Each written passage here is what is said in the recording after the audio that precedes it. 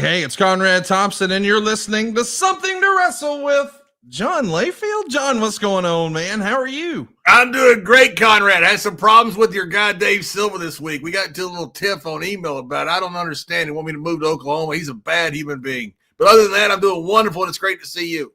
It's great to be here with you. We are live at somethingtowrestle.com. If you haven't already, you're missing out on all the fun. Why don't you go subscribe? It's totally free. It's our YouTube channel. We just make it easy to find. It's somethingtowrestle.com. And go ahead and not only hit the subscribe button, but turn on the notifications bell so you won't miss us the next time we're live. We've recently been covering a lot of news and notes instead of actually doing a nostalgia topic. I want to remind everybody, WrestleMania season's in the rear view. So we're getting back to business today. We'll be talking about Big Van Vader, and I'm pumped to talk about Vader. But before we do, I do think, John, we should address the big news last week right up front. Unfortunately, a lot of people's WWE journey came to an end, or at least a pause. There was a list of folks who were released from WWE last week, including some names that we've seen on TV very recently, like Braun Strowman and Shayna Baszler. Lots of talent released here. I know that you've seen it all in your tenure with WWE. What was your response and reaction to seeing those releases? And if any of those folks happen to hear this, do you have any advice for them about what's next? Yeah, of course. Look, it's sad news anytime somebody gets released. Like, I was on unemployment at one time. That's the way I survived when I for about 4 or 5 months. So I've been there. I don't say that to try to say, hey, look at me. I say it to tell you that I've been through all this. I've been through being fired, being cut, all that stuff. It sucks, but it's part of life. And, you know, you're not adopted by Hunter or Nick. You're not adopted by Vince.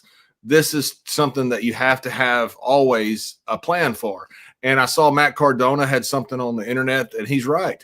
He said, you can do a few things. You can live off your WWE name, which he didn't say this, but by the way, that's fine. If you want to go just do appearances, live off your WWE name, that's your prerogative. You're making money. No big deal. That's fine to do things like that. That's why you built the name. Or you can reinvent yourself, have some fun, and make some money. And that's what I would encourage these guys to do. I mean, you have an opportunity now to go out there and look, this used to happen all the time. And I'm not making light of what happened at all. It's terrible when you get fired. It sucks. Your whole world collapses. You have all these plans. You got mortgages. You got payments. You got to worry about all this stuff. It's very traumatic. But this used to happen all the time. And you knew you had to have some other plan. You go some other territory to work, you build your name up, you come back, or you go somewhere else.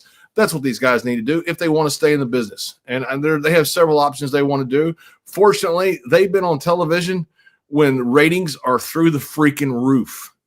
And because of that, they're going to be able to make money, and then good for them.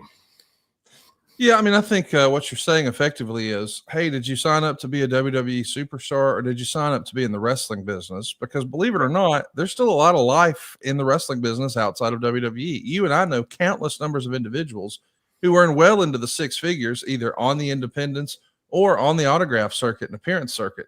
I think Matt Cardona is proof that there is life after WWE. He's been pretty loud and proud about saying he actually did better financially outside the tent than he did inside the tent. I think what you're saying differently is, hey, keep hope alive, man. There is life after WWE, right? Yeah, there's absolute life after WWE, and this has always been the case, Conrad. You know this. You're a longtime wrestling fan just like me. Look at what the Sheik did in the early 70s. We talked about this before. His tax return, he made $600-something thousand in the early 70s. All he did was work in the independents. He worked all the different territories. Now, that was what he claimed on his taxes. It was a cash business, so I would think that number would be significantly higher, the true number. But a lot of guys didn't want to do that. You know, a lot of guys just wanted to go to one territory, work for somebody like a Crockett or a Vern or a Fritz and kind of be adopted. That's fine too, if that's what your mindset is. But the guys who really make the money are guys like the Sheik who go out there, guys like Brody, guys like Abdullah, guys now like Matt Cardona, guys like Cody Rhodes who left and took no guarantee, left a good guarantee and came back and became the biggest draw maybe in wrestling history, according to what money has come through the gates. So you have a couple options here, but you're right. Do you want to go find somebody that's your benefactor? That's fine.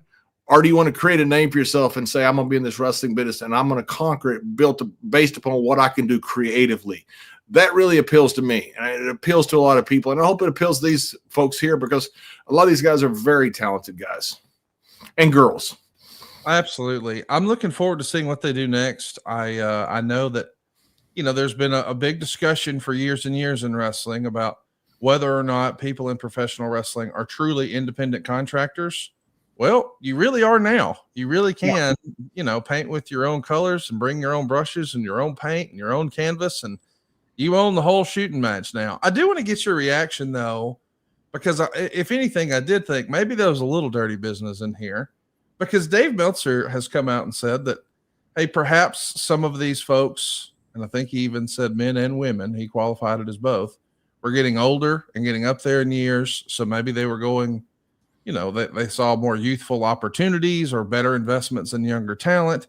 But he cited age, he cited contract value, and there was even an insinuation that perhaps they felt like they weren't getting their money's worth out of Braun Strowman's contract. That's sort of the rumor and innuendo that Dave Meltzer's putting out there.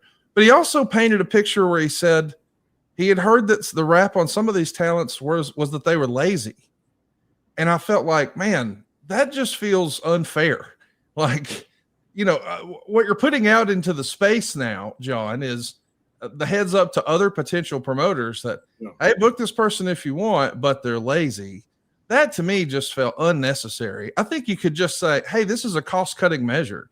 WWE is a publicly traded business, and they're obviously going to try to deliver shareholder value, and they want to sharpen the P&L, and we can villainize profit all we want to. But, I mean, that's really what this comes down to, is they just didn't feel like we're getting a return on our investment on these talents. But to go so far as to use the term lazy, I thought, man, that might hurt future employment opportunities. I don't like the use of the word lazy there, John. What say you? Yeah, what would you feel about if it was an ESPN reporter and it was talking about a guy that got cut from the Cubs? Would you feel the same? If he said, hey, he was lazy in spring training, and I'm just throwing a question out there. I don't know the answer. And I was just sitting there thinking about what you were saying, and I have a problem with it because I wouldn't say it. But Meltzer, I guess he considers himself a reporter. And if he's a reporter, then you would say the same thing about a guy that was in spring training at the Texas Rangers that got cut because they thought the guy was not giving 100% effort. And nobody would have a problem with that if that's what the reporter heard, and that reporter can verify that at least that came from a source. Would you feel the same if it was an ESPN reporter talking about a baseball player? I don't think you can really use the term, the sports analogy here. Respectfully, I don't think I've ever heard of an actor being fired for being lazy. Like a lot of these talents who were released are people who aren't being used on a consistent basis. Now, if someone was injury prone, I get that, but maybe they don't want to say that for legal reasons. But I do feel like, if you have, let's say Fox puts someone under a holding deal for a television project, and then they don't do anything with them, and they don't go anywhere with them, and they don't come up with anything creative, I don't think we would hear the term lazy in that regard. So I'm really struggling with, how do we get to lazy? Like, to me, to your analogy, spring training means they're not taking batting practice, and they're not, doing the team workouts, and they're lollygagging through their sprints or whatever. But I don't think WWE really works that way. But you were there. I wasn't. Well, no. Wait a minute. I wasn't there in the training performance center, where you're being. Was Dave Meltzer, by the way. Pardon me? But neither was Dave Meltzer. True. And I think it's a shitty thing to say. I do think that. I don't know, if he justifies it as being a reporter or not. I don't know how you would compare that to. I'm just trying to look at it from would you compare that to an ESPN reporter talking about a young guy, obviously in Major League Baseball, that got cut because they said his work ethic wasn't good.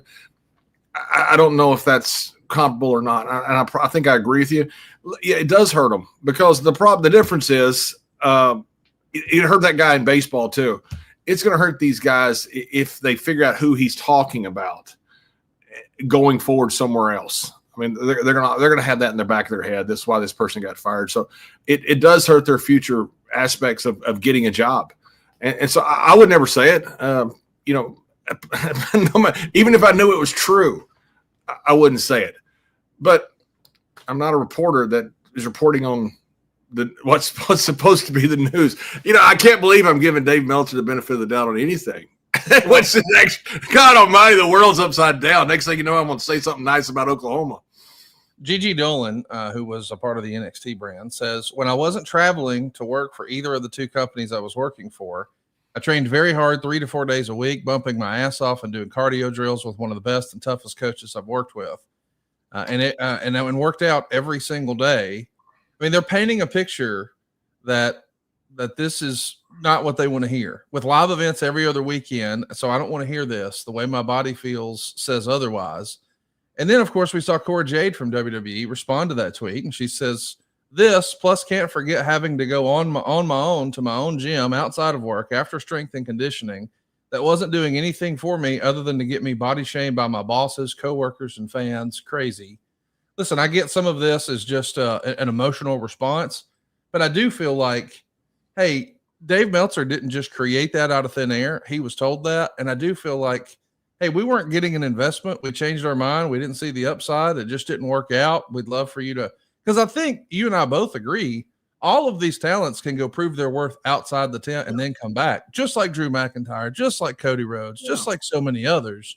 But when you throw lazy out there, I don't know. It just feels unnecessary. Yeah, I do think it feels unnecessary. I was trying to figure out if it compared to, say, a reporter in other fields, and I don't know the answer. I told you what my response was. I think it's shitty, and I wouldn't have said it. But I'm not a reporter. I wouldn't say something about a young person that I thought might hurt their aspects of getting a job. The hate that I've seen on the internet, though, I think is misguided as far as Hunter and Nick. I mean, I agree. It's bullshit. This is a business. And when you get older and you have contracts that are high, you got a 90-day out in most of these contracts. And I don't know what's in the contracts today, okay? There's a confidentiality clause. I know the contracts used to be that way. I assume they're still the same way. I assume that's how they're getting out of this. I have no idea. I've not seen a WWE contract, any WWE contract other than my own for the last 30 years. So I don't know what's in these contracts. I assume that's the case because that's what I read, and that's what it looks like from how they're getting released. But you see this in every single sport. You see this in entertainment. You see this everywhere. A person gets old, and they end up either getting retired or somebody tells them to step aside. Warren Buffett just stepped aside from his own company, and he built the greatest, richest company in the history of the world. At one point, the richest man in the world, and he just stepped aside because of age. So something, to me, it's part of life. What they do now, these are very talented guys. Braun Strowman is a once-in-a-generation guy. He looks amazing. He's a smart guy. He can go out there and do a lot of different things. A lot of these, Shayna Baszler, I mean, so many of these people are really talented people. I think they're going to be fine. But it's misguided when people say, oh, how dare WWE release them? Look, you don't adopt them. These aren't kids that are being adopted by some foster parent. These are people that are hired for a specific reason. And if they deem that they can hire somebody else and they do a better job, that's WWE's prerogative. That's business. Do you think, and again, I'm going to do a deep cut here. Do you think Vince McMahon was a Jack Welch guy? As far as what? Well, I know, Jack Welch, of course. I know Jack very well, by the way. He and Susie, his wife, both wonderful, wonderful guy. Wow, I had no idea. Well, listen, Jack used to say, when he built GE, you cut your bottom 10% every year. Yes. Oh, yes. Yeah, 100%.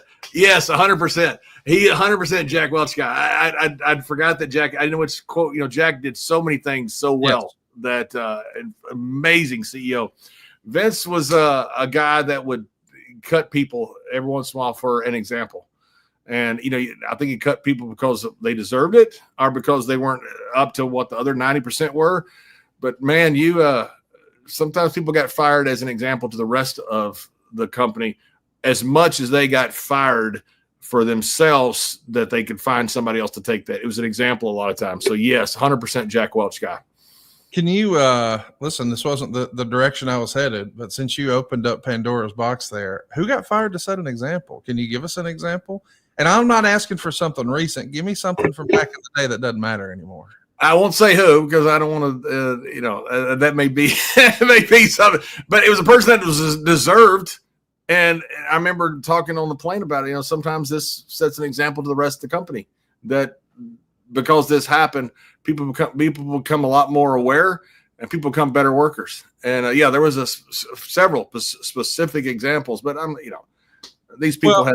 Well, help me understand here. I'm not trying to get anybody in trouble. I'm asking about maybe is there someone whose career is already sunset, they're not working anymore, and you're saying, hey, we're going to set an example. Are we saying we're going to set an example to deter bad behavior, or just to let everyone know that, hey, you need to be on eggshells and on your toes because there's no guarantees? The second. Okay.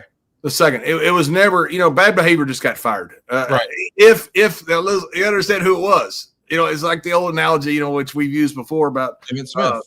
It's right, about Jimmy Johnson, cutting the guy that was asleep in the team meeting. So what happens if it was Troy Aikman? I'd wake him up. You treat people differently. So sometimes there's bad behavior, and you say this guy's going to draw us tons of pay-per-views, and for the sake of the company and everybody else in it, you're going to find a way to punish them somewhere else. A person has bad behavior that is not drawing money, that person just gets fired, and for very good reason. But you had also people that were not necessary for the company. He had normal turnover, and during that normal turnover, Vince would choose times. He always said, let people go at your convenience, not at theirs. What's good for business is what he meant. And when he would, it was a lot of times it was to set an example to others that, the same thing could happen to you. You need to be producing something or else you may not be here. I just saw Nick Khan's comment this past week. We don't have out of office replies. I saw that. Yeah. We don't hire that. And my God, man, that's bravo. I mean, these guys, so many guys like, oh, I need some me time. Man, fuck you. You work. This work-life balance, I'm sorry. The life part you got to figure out on your own. And if you don't like the work, go somewhere else. All righty. Josh Haney is with us here live, and he says, did WWE say any of these things, or is Dave assuming? I think this is really what I was driving at. I do believe that Dave Meltzer has sources inside of WWE. And to be clear, I'm not suggesting for a minute that is Triple H, Nick Khan. We know sure as shit it ain't Bruce. So I know it's not one of those folks. I don't think it's Mark Shapiro or Ari Emanuel. I'd bet all money on all five guys you just said that. It's not one of those guys. No chance. But somewhere down the line, I'm sure someone speaks to Dave. Conrad, I don't mean to cut you off. They're always stooges. Yes. Always. You would have guys every once in a while you'd see in a dressing room, and you would see them taking notes, and they were writing down the card or something. They were just stooging. They're hoping that somehow being friends with Dave, and Dave would put them over, and maybe it did work. I don't know that they wrote good about him on the dirt sheets because they were stooging. So there's always been stooges. As long as Meltzer's been around, he's had stooges somewhere. So I guess what I'm getting at is I feel like someone there at WWE used that word, the lazy word, to Dave, and then Dave ran with it. And I just feel like that's unfair. Like that's because that's one person's opinion. Yep. Who's not necessarily the decision maker. I mean, I think we have pretty much unanimously agreed here. It was not the decision maker. So when the not decision maker tells something to Dave and then Dave prints it, but it affects perhaps their ability to earn future employment, I'm like, wait a minute, let's throw the flag. Are we trying to be a net positive or a net negative to wrestling? Because respectfully, I don't think Dave would report that same news about any talent anywhere. Does that make sense? I think there's some talent he would use that word for, and others, even if he believes it, he wouldn't say it. And it's like, nah, that's fair, Conrad. That's a fair statement. And if that is the case, then I've changed my view not changed my view because I was just questioning whether a reporter would say that or not. But if a reporter's not going to cover all of it the same, then you don't need to recover. You don't need to just bash a certain part of it because you don't have a relationship with them. And I thought it was shitty that he said that. And this is going to haunt these people, and maybe enough of them that you don't know which one that he was referring to. Obviously, be the ones that were in the performance there. You can figure out, trying to figure out. Most people aren't going to try to do all that stuff, but it just kind of paints a broad brush to these people that are released that something like that was said about one of them. And it obviously was not coming from a decision maker. That didn't come from Hunter. And if it did, nobody knows that Hunter said it. I guarantee that. I don't think it did. Hunter, I've never seen him say stuff like that. So yes, I think it's a pretty rotten thing to do.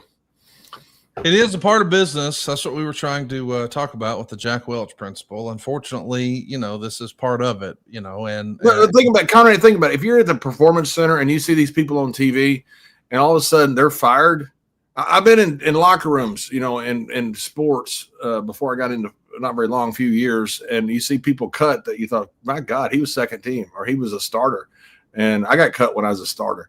And all of a sudden, everybody around you, they pick it up. They figure out, you know what, I'm not safe over here. They were ahead of me, and they got cut. I'm not safe. It really does work. That Jack Welch principle works. We talked about the releases with D'Lo Brown over the weekend. I know you spent a lot of time with him, and he has a unique experience of being on both sides of a release. He had to release people, and of course, he himself has been released. And we did a live YouTube chat with him over at podcastheatwrestling.com. That's right here on YouTube. And I've actually got a clip for you right now, John. Was there anyone in the list of people who were released that shocked you, or anyone in particular, maybe? I mean, Braun shocks me just because he's prototypical WWE, the large man who you could put against any other big guy, and he could be an automatic contender. Shayna Baszler got me too, because I thought they really liked her and liked what she brought to the table. But once again, releases are not about the person in particular. They're about, does this act fit into what we're doing at this moment? And if it doesn't, maybe it's a better chance to go give them a chance to go out into the world and freshen themselves up, and find a different path. And once again, you put it out there. There are so many different paths that you can take now. You know, you follow the Drew McIntyre path. He left the boy and came back a grown-ass man. You look at Matt Cardona, he left and just became a whole different entity. Cody Rhodes left, helped start a company, and came back a bigger star than he was in the company he started.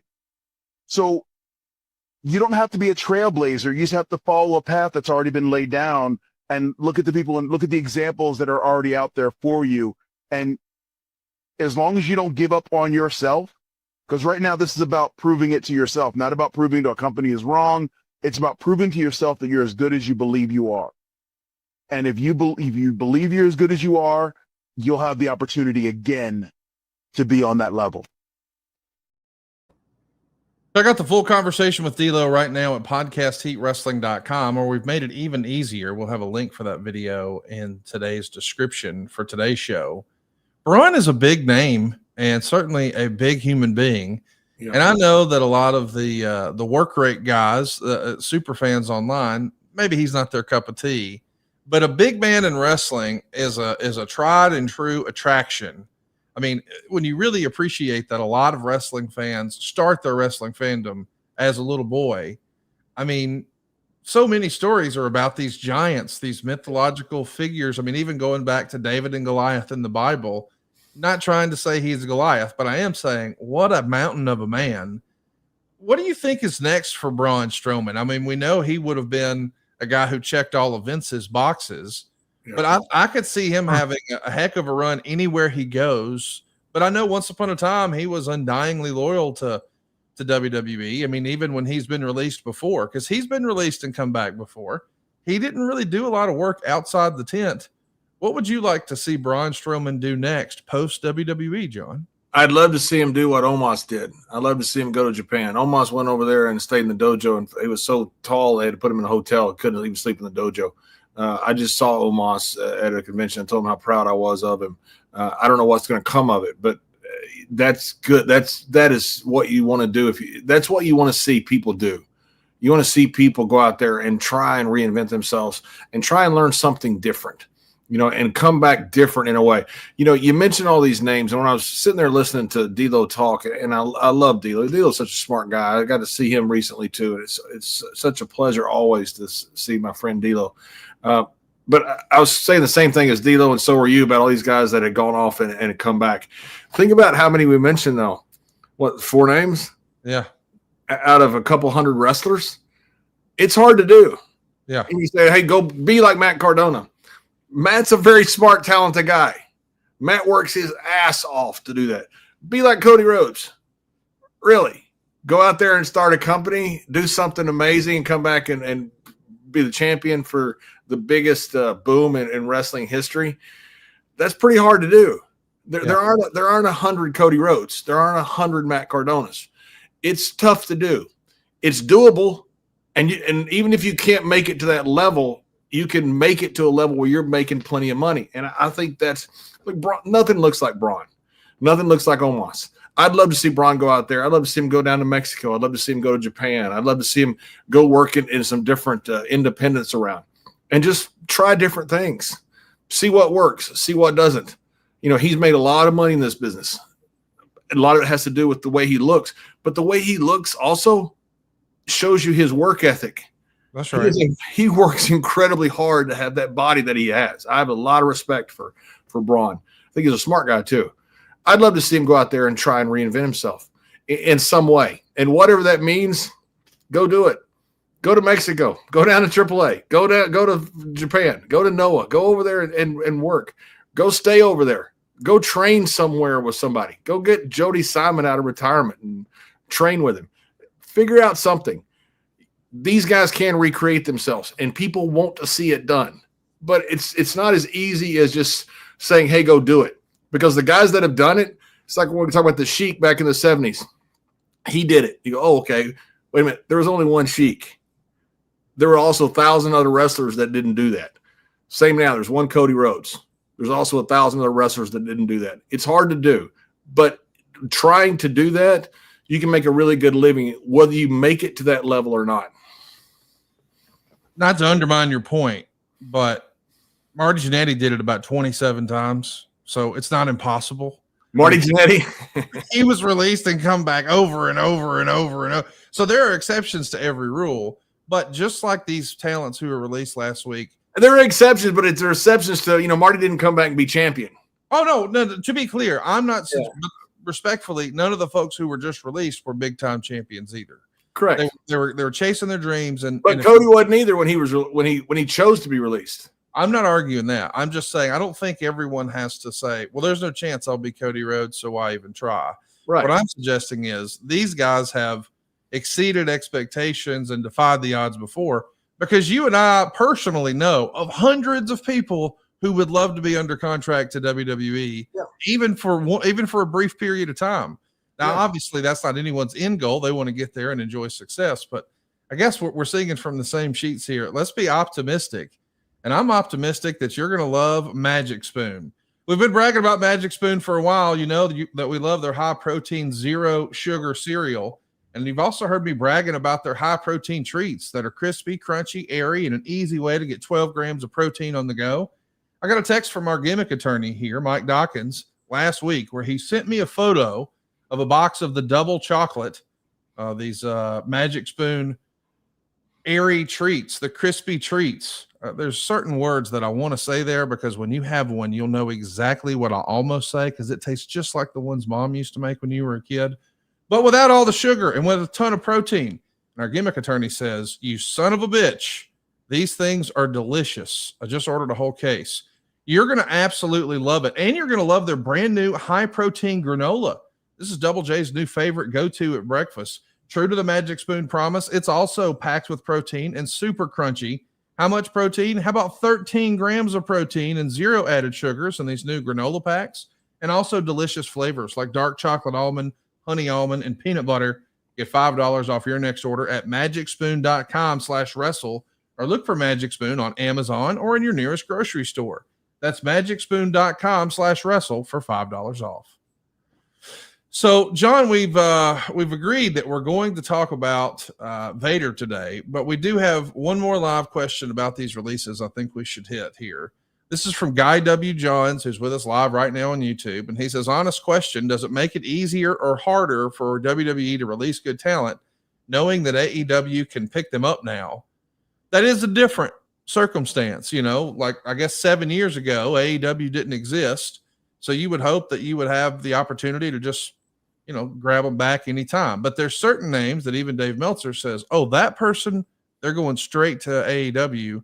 It probably does bring pause and keep guys employed at WWE longer than they might be otherwise, right?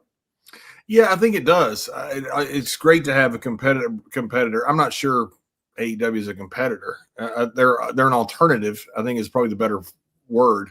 I don't think for the most part WWE cares. I mean, I think the only way WWE care is if they're going to lock him up for a long term. I mean, you got a guy like Braun or Shayna or any of these young talented people that were released.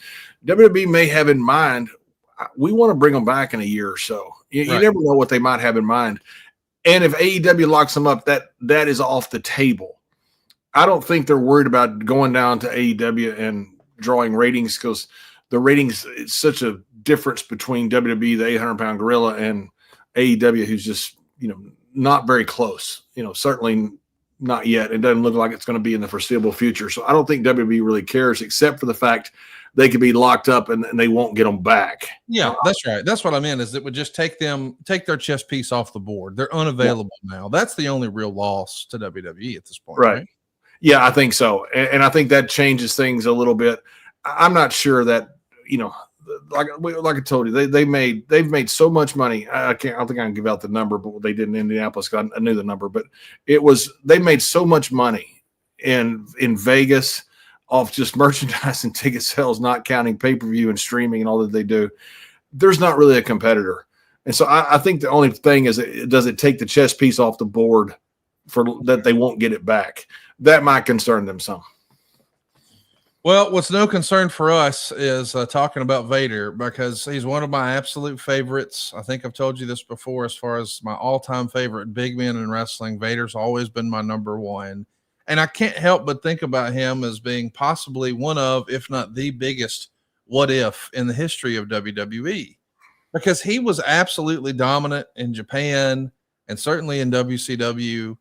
And then when he came over, it looked like we were heading in that direction. You were there. You shared the locker room. Did it all get derailed after during the Shawn Michaels feud, or was there more to it than that? Much more to it than that. It was derailed way before that. We didn't get the same Vader. The Vader that was there in 91, 92, the Vader that had those incredible matches with Sting, or it looked like he was just killing him, man. Those matches were awesome. I thought they were some of Sting's best matches. I thought they were some of Vader's best matches. That Vader in Japan, that guy was one of, if not the greatest big man of all time, period. He's certainly in the conversation in the top three, no matter who you discuss. He was that freaking good. The Vader we got was not the same Vader. He was not the Vader from 92, 93. So way before, whatever happened with Shawn in the ring at SummerSlam, we did not get the same Vader. And that had more to do with than anything else. Do you recall the first time you saw Leon White wrestle? Would have been the AWA or Japan, or was it in WCW that you first saw him? I think it was Japan that I first saw him, and I remember how impressed I was with him. He's just a bull, the baby bull they called him. But God Almighty, man, that match he had with Otto Vance was I mean, there's UFC title fights that weren't as violent as that. Otto at one point said, "Break my nose." That was a called spot. You look at Vader when he had him down, he hits him with an open palm shot right in the nose and breaks Otto's nose. That's how stiff those guys were working.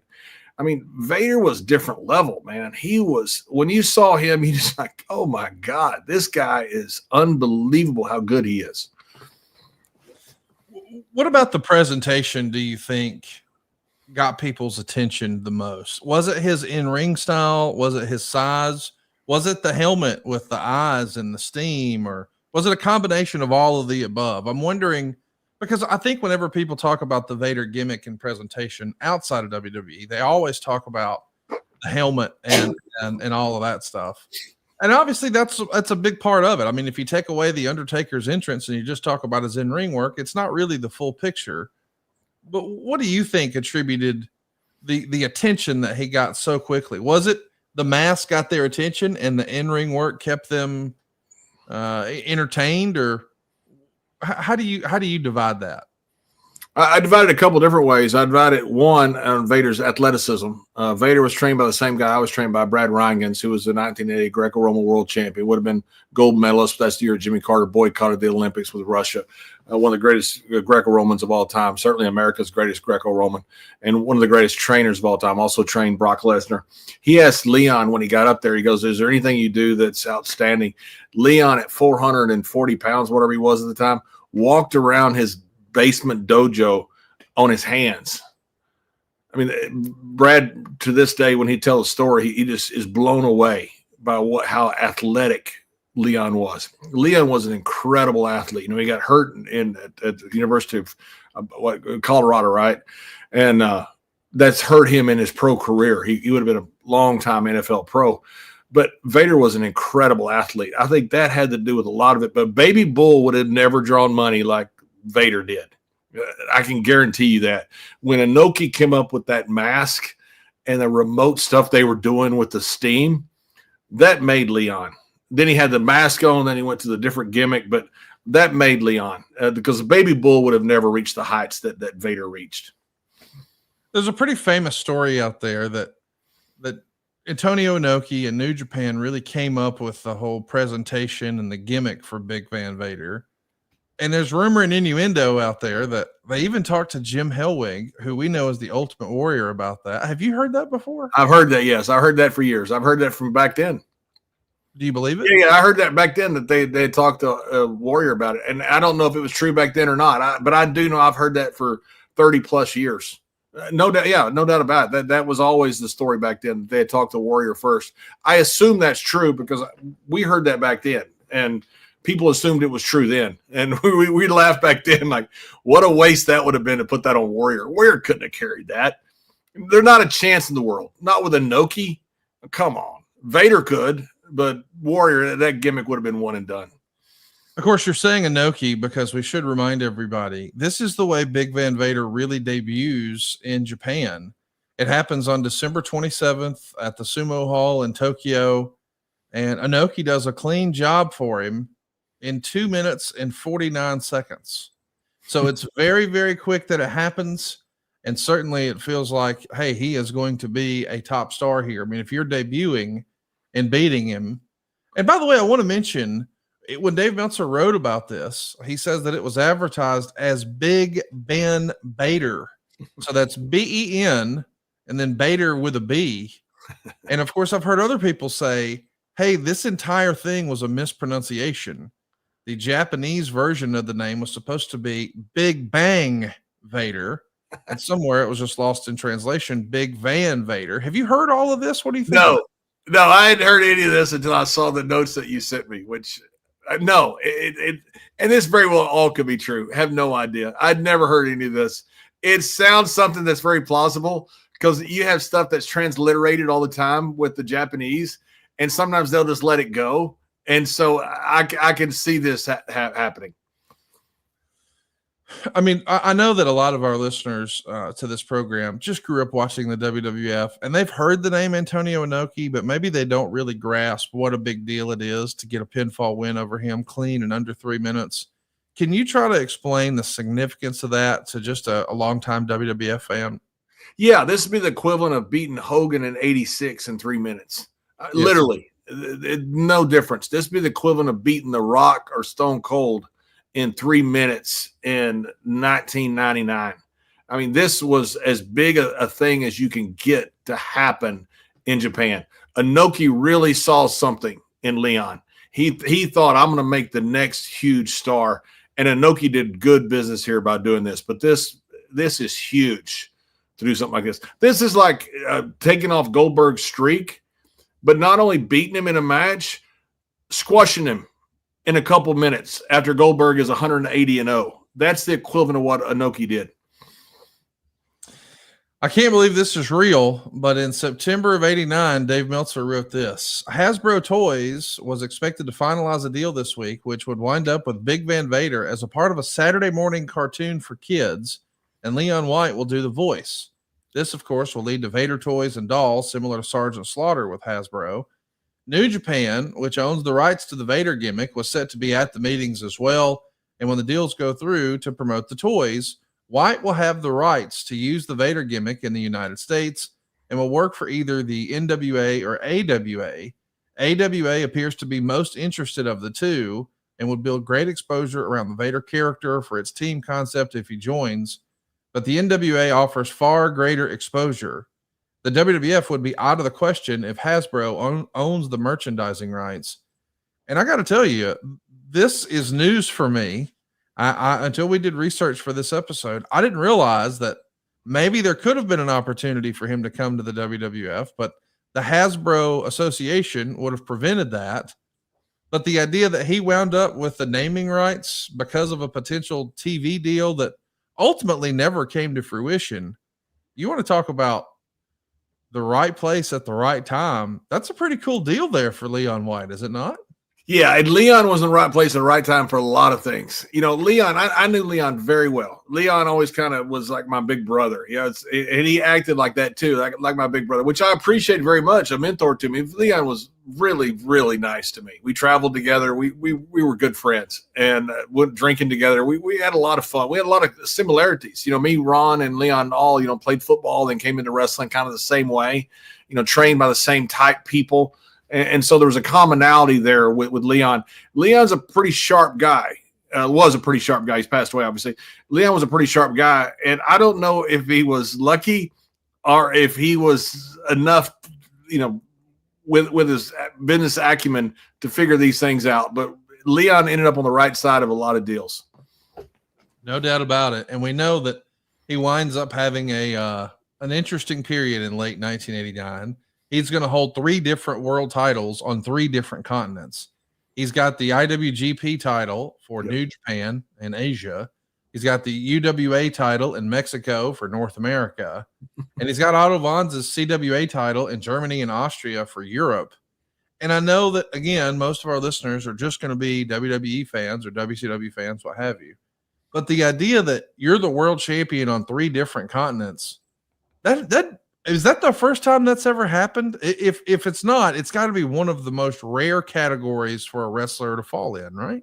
I don't know another person that did that. And I know there's people that held all those different titles. I think you can kind of count backwards and figure out who held Otto's title, then come this way and, who held the Mexican title and who held junior heavyweights, maybe is what I'm thinking. Like, remember Ultimo Dragon and those guys, they'd come out with 9 or 10 belts. So maybe that was be possible, but I'm saying, without that sort of presentation amongst that's right. And the reason is because the top guys draw money. No offense to Ultimo. I love Ultimo. I saw Ultimo, by the way. What a wonderful, I love him.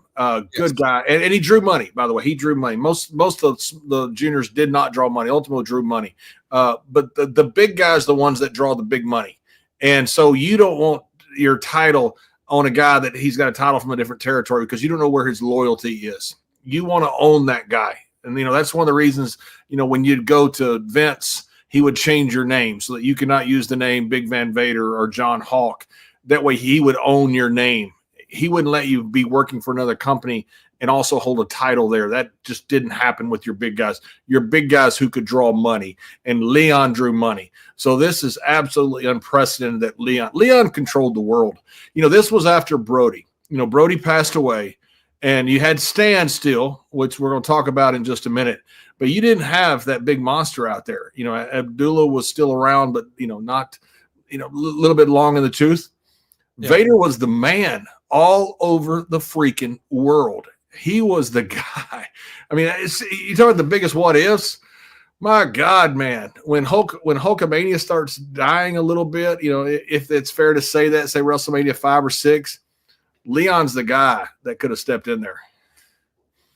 In his early years of the gimmick, of course, Vader would switch back and forth between a full mask and then no mask. And then he settled on the pretty famous trademarked Vader sort of half mask.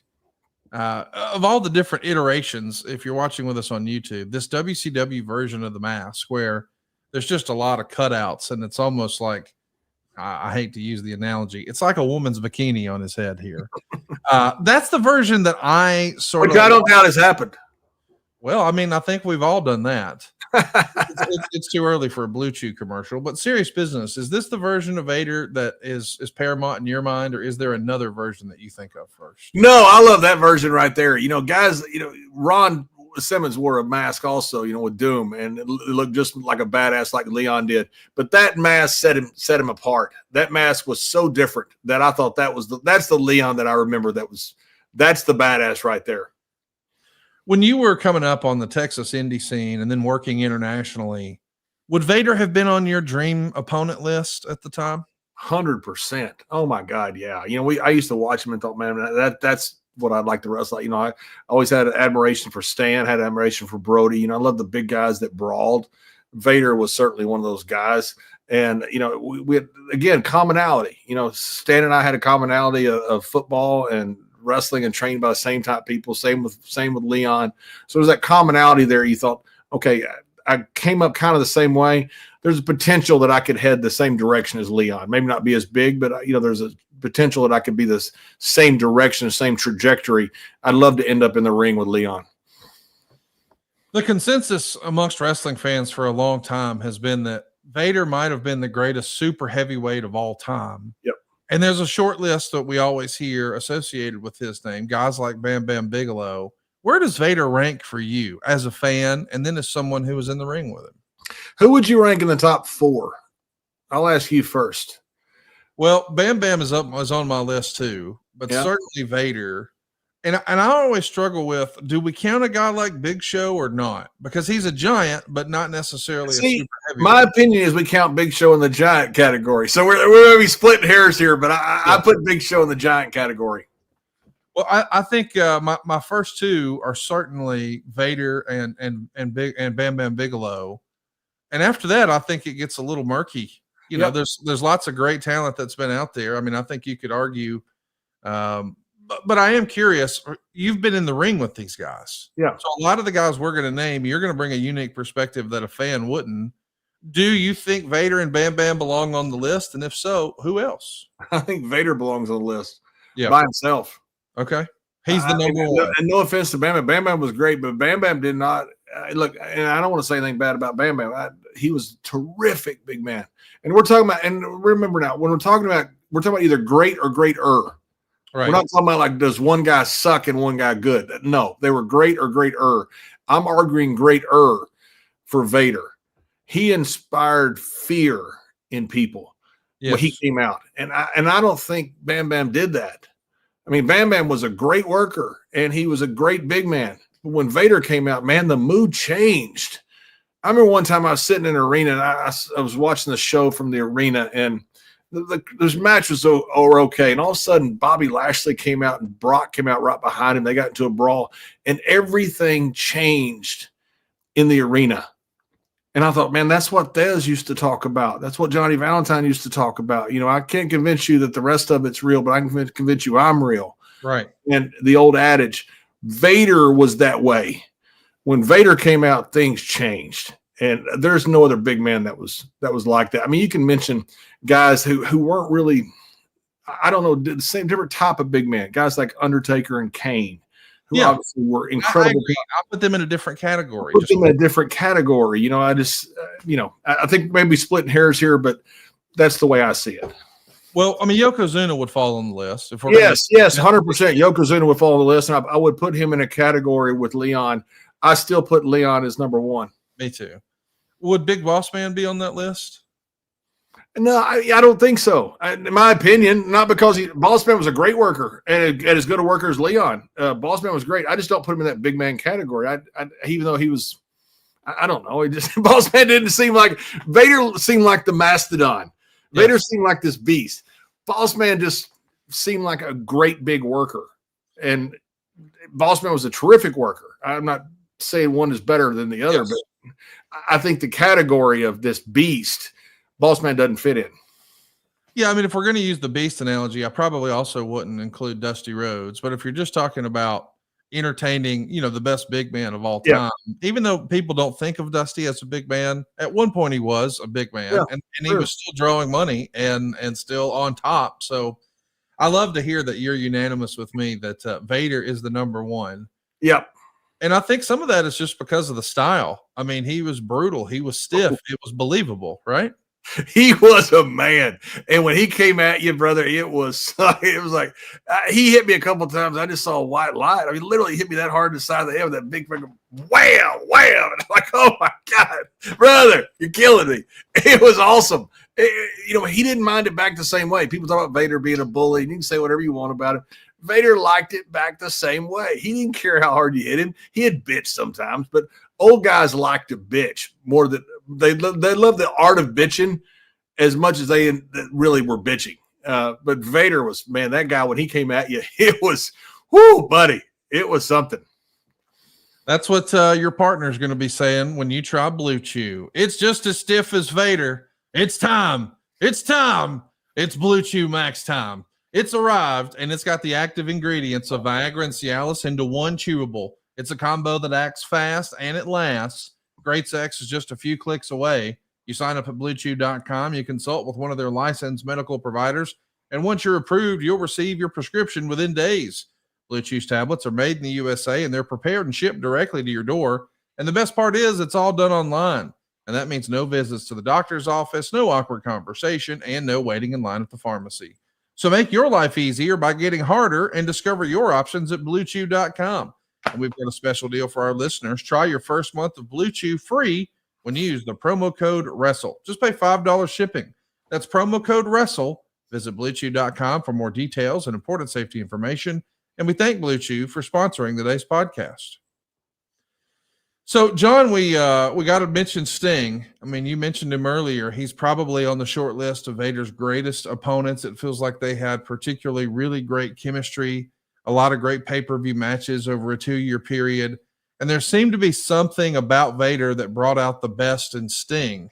Almost like when he was in the ring with Vader, Sting seemed like almost a better version of himself. And maybe that's because he was able to, really sell that he was the baby face and he was in danger. But he also pulled out some cool moves against the big man that really made sense with Vader that maybe they wouldn't with other opponents. You see wrestling differently than we fans do. What was it about those Sting Vader matches that made them so special? Sting finally had a guy that could beat him up. It's hard when you're a big baby face. Undertaker as a baby face is tough. Kane as a baby face is tough. It's hard when you're a big baby face. Cena as a baby face, he's got this great, huge guy. It can be tough. You got to have somebody that can beat you up to really get heat on you.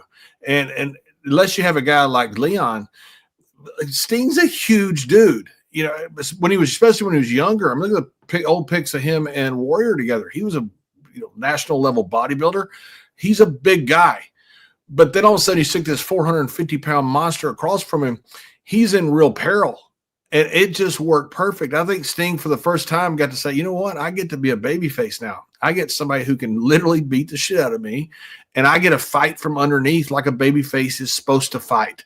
Yes. It's hard when a babyface is big and he's not fighting like a babyface is supposed to fight because he's bigger than the heel. When the heel's kind of the guy that almost is fighting from underneath. But when you got a guy like Leon that comes in, now all of a sudden these big guys who are babyfaces, they love it because they get to be actual baby faces. And I think that's one of the reasons that Sting did so well with Leon. Obviously, Sting's obviously a pretty tough guy, very tough, I guess, how you want to say it. I mean, Leon was in his prime, brother, and he was beating him up. And Sting just sat there and ate it and will come back and had that fire. I thought those matches they were the best in Sting's career. I thought they were absolutely fantastic. Of course, one of the biggest moments in Vader's career wasn't even when he was winning a match. It's when he was allowing Ron Simmons to become the very first black heavyweight champion. Of course, this happened in WCW. At that point, Ron had not really been in the main event title picture in about a year, back when he had challenged Lex Luger. But a year later, on free TV at a full-sized arena, not like the Center Stage building in downtown Atlanta, in one of WCW's best drawing cities, Baltimore, the same city where Sting won his first world title. Now Ron Simmons is going to not only become WCW world champion, but do the seemingly impossible. He beat Vader to do it. I mean, you want to talk about credibility for Ron Simmons in day one. Now, we all know outside of the confines of the professional wrestling space, Ron Simmons called his own shots in life and still does to this day.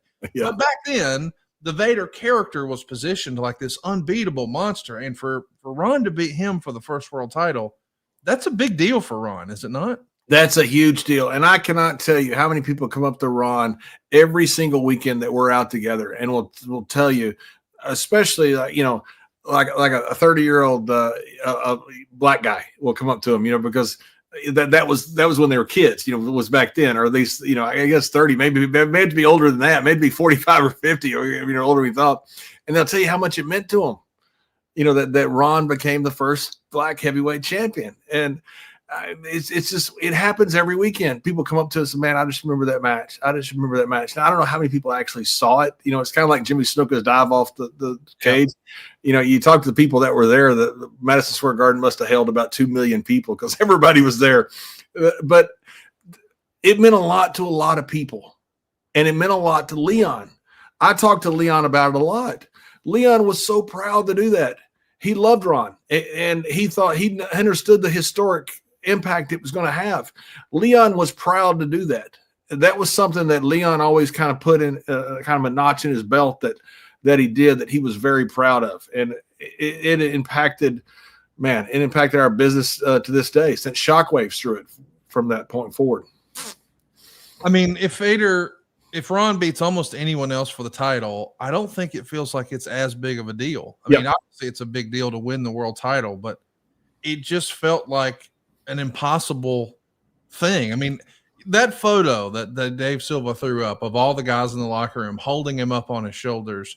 I mean, this is like you had an elder statesman head coach finally win the world title. Like, I mean, win the national championship. I mean, I'm not saying that Ron was old. I'm just saying it feels like an upset. It feels like a rooting moment, and it's not, but I'm saying the credibility that getting a win like this is, I mean, it's a big part of Vader's history too, I think. Yeah, I think it is. And Vader was very proud of it. Vader thought about this, and he thought about it a lot. He was really proud that was his role in history. And it was pretty cool to hear Leon talk about it. You know, I talked to Ron about it a lot because when we're out at autograph sessions now, like I say, every single weekend, somebody comes up to Ron and tells him how much that meant to them and how it changed their lives. And that's what people are telling him. I mean, every single week, you know, it was a monumental moment. It was a huge moment in our wrestling's history. And it was pretty cool that you had a guy that was such a wonderful human being like Ron Simmons. I mean, you choose people to break barriers that are better than what's on the other side because that's why you choose them. They're not equal to what's on the other side. They're better. That's, you know, why guys like Ron were chosen. And you have a guy like Leon that was the right guy, the right moment in time, that was just as proud of it as Ron. Because I've talked to Leon about it many times. He held that with huge esteem that he was the guy that Ron Simmons beat.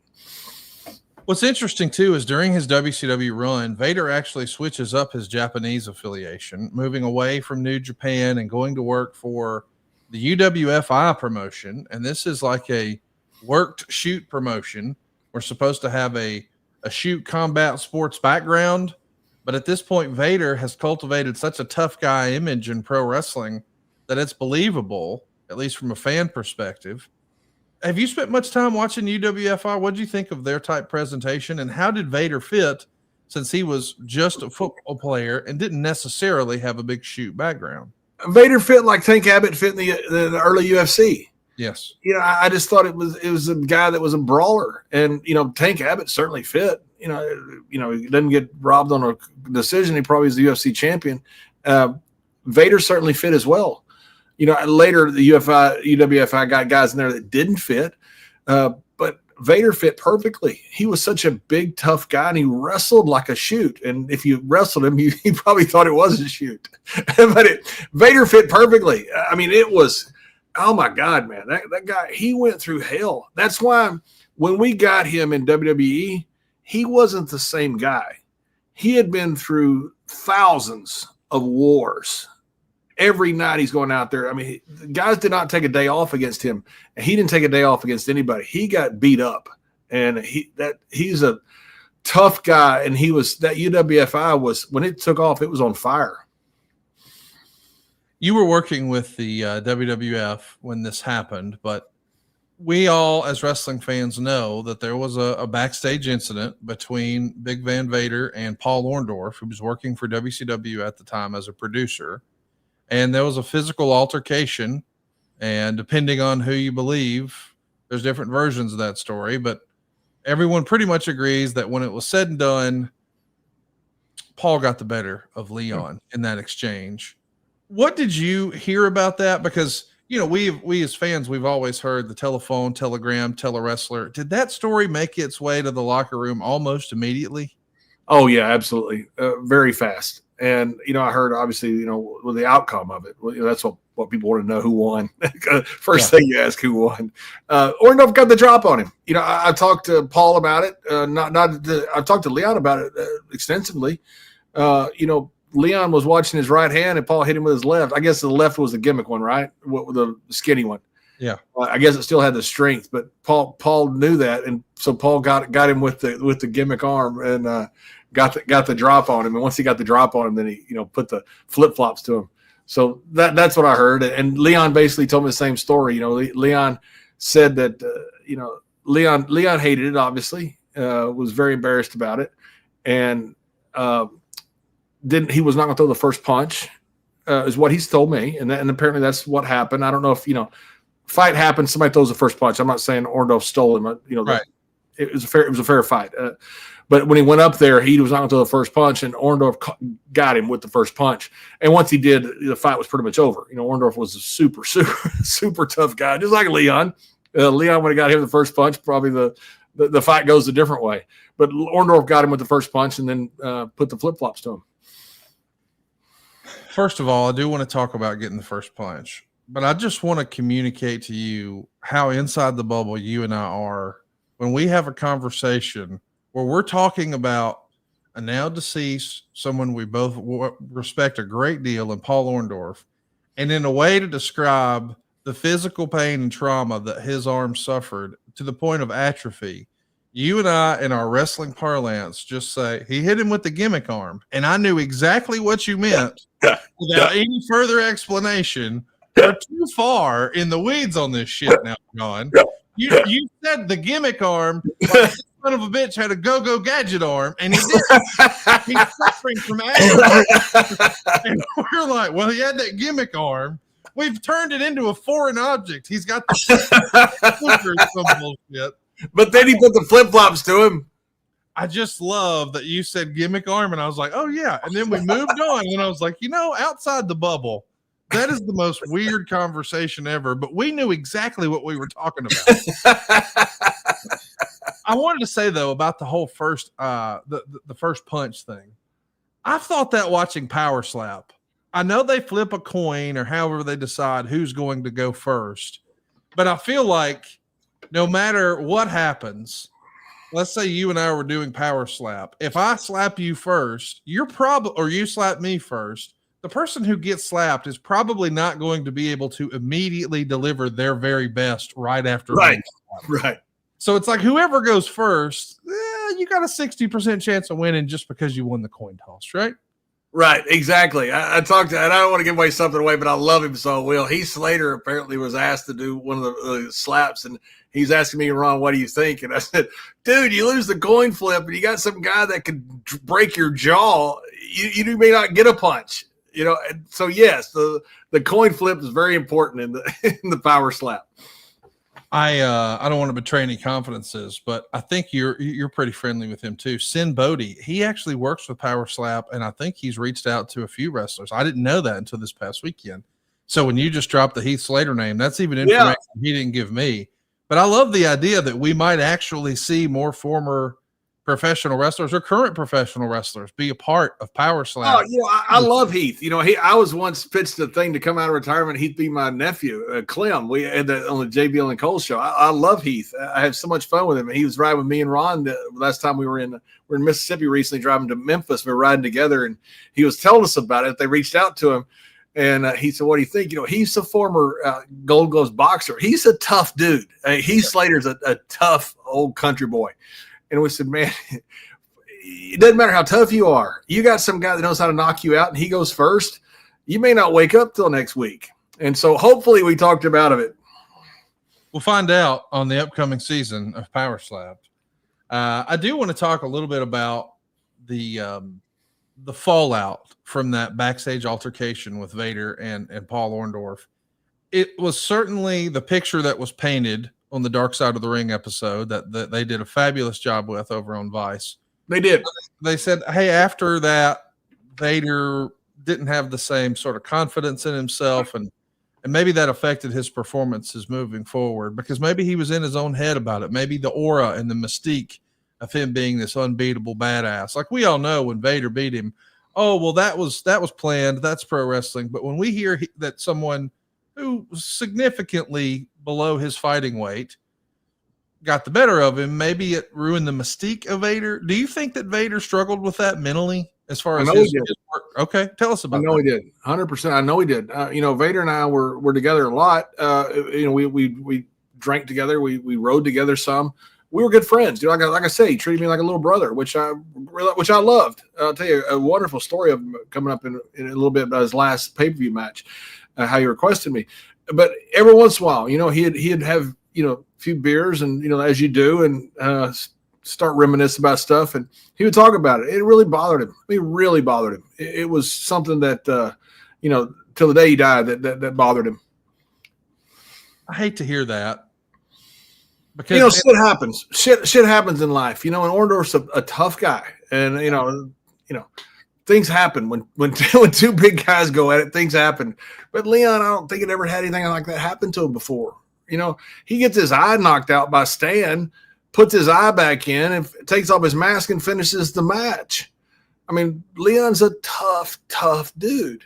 He just walked into a good solid punch, and shit happens, but it did. It really bothered him, and it changed him. It changed him as far as his confidence level. Do you think it changed it because he felt like he had lost a step, or do you think maybe he was perhaps embarrassed that others felt like he lost a step? It's a combination of things. When he came to WWE, there were two things that really affected him. One was the Ordorf, and I don't think that was as big a deal. I do think it bothered him. The mystique was taken off a little bit. The aura was, kind of knocked down. And remember, he had been over there with, some incredible fighters in Japan in the UWFI, and they hit him with a lot of shots that would have knocked out a normal person. Leon just walked through them. And, as you get older, like Dr. Death, as you get older, things that would not affect you when you're younger have a massive effect when you're older. And it also reminds you that Father Time is catching up to you. Yes. Now, I think that had an effect on Leon. But when he came down to WWE, what else had effect on him is we're testing for steroids.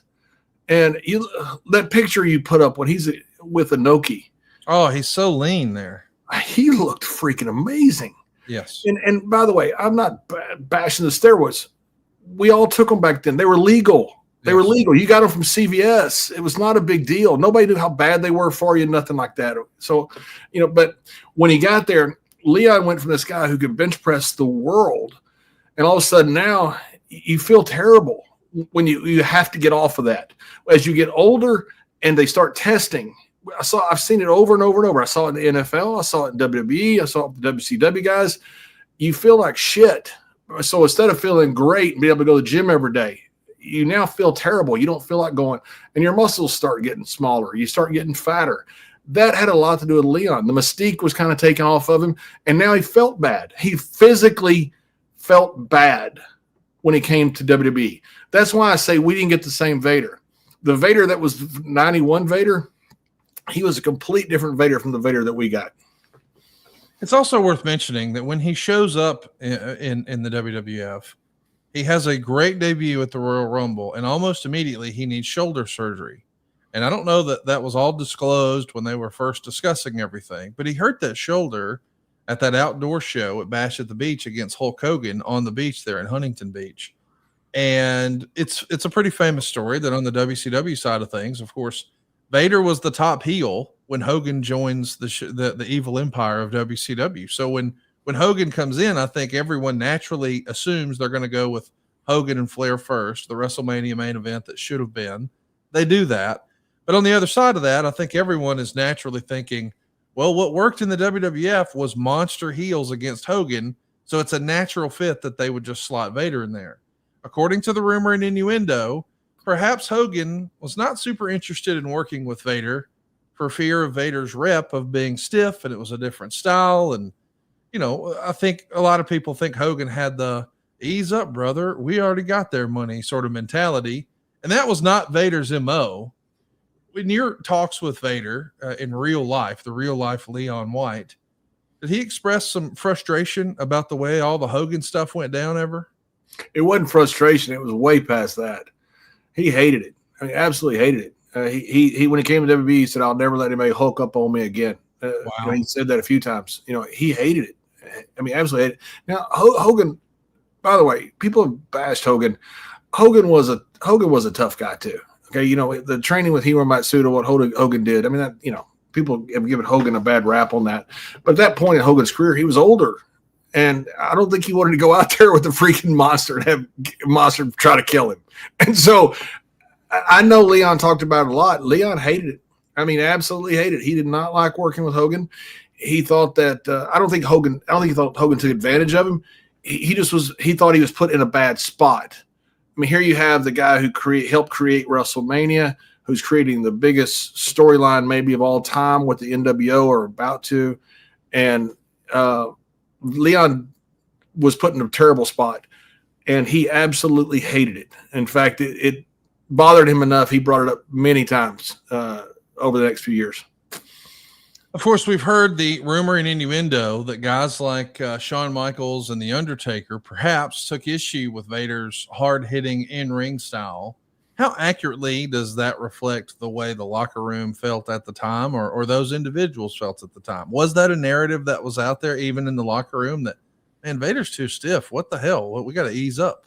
No, I don't remember that narrative at all. And I can guarantee you Undertaker's not going to gripe about somebody being too stiff. Yeah. Probably should. And Shawn didn't either. Shawn's going to do business. Shawn didn't mind people beating him up. He just wanted good business. Again, we did not get the same Leon that was there 3 years ago for the reasons I mentioned. He's older. He's been hurt.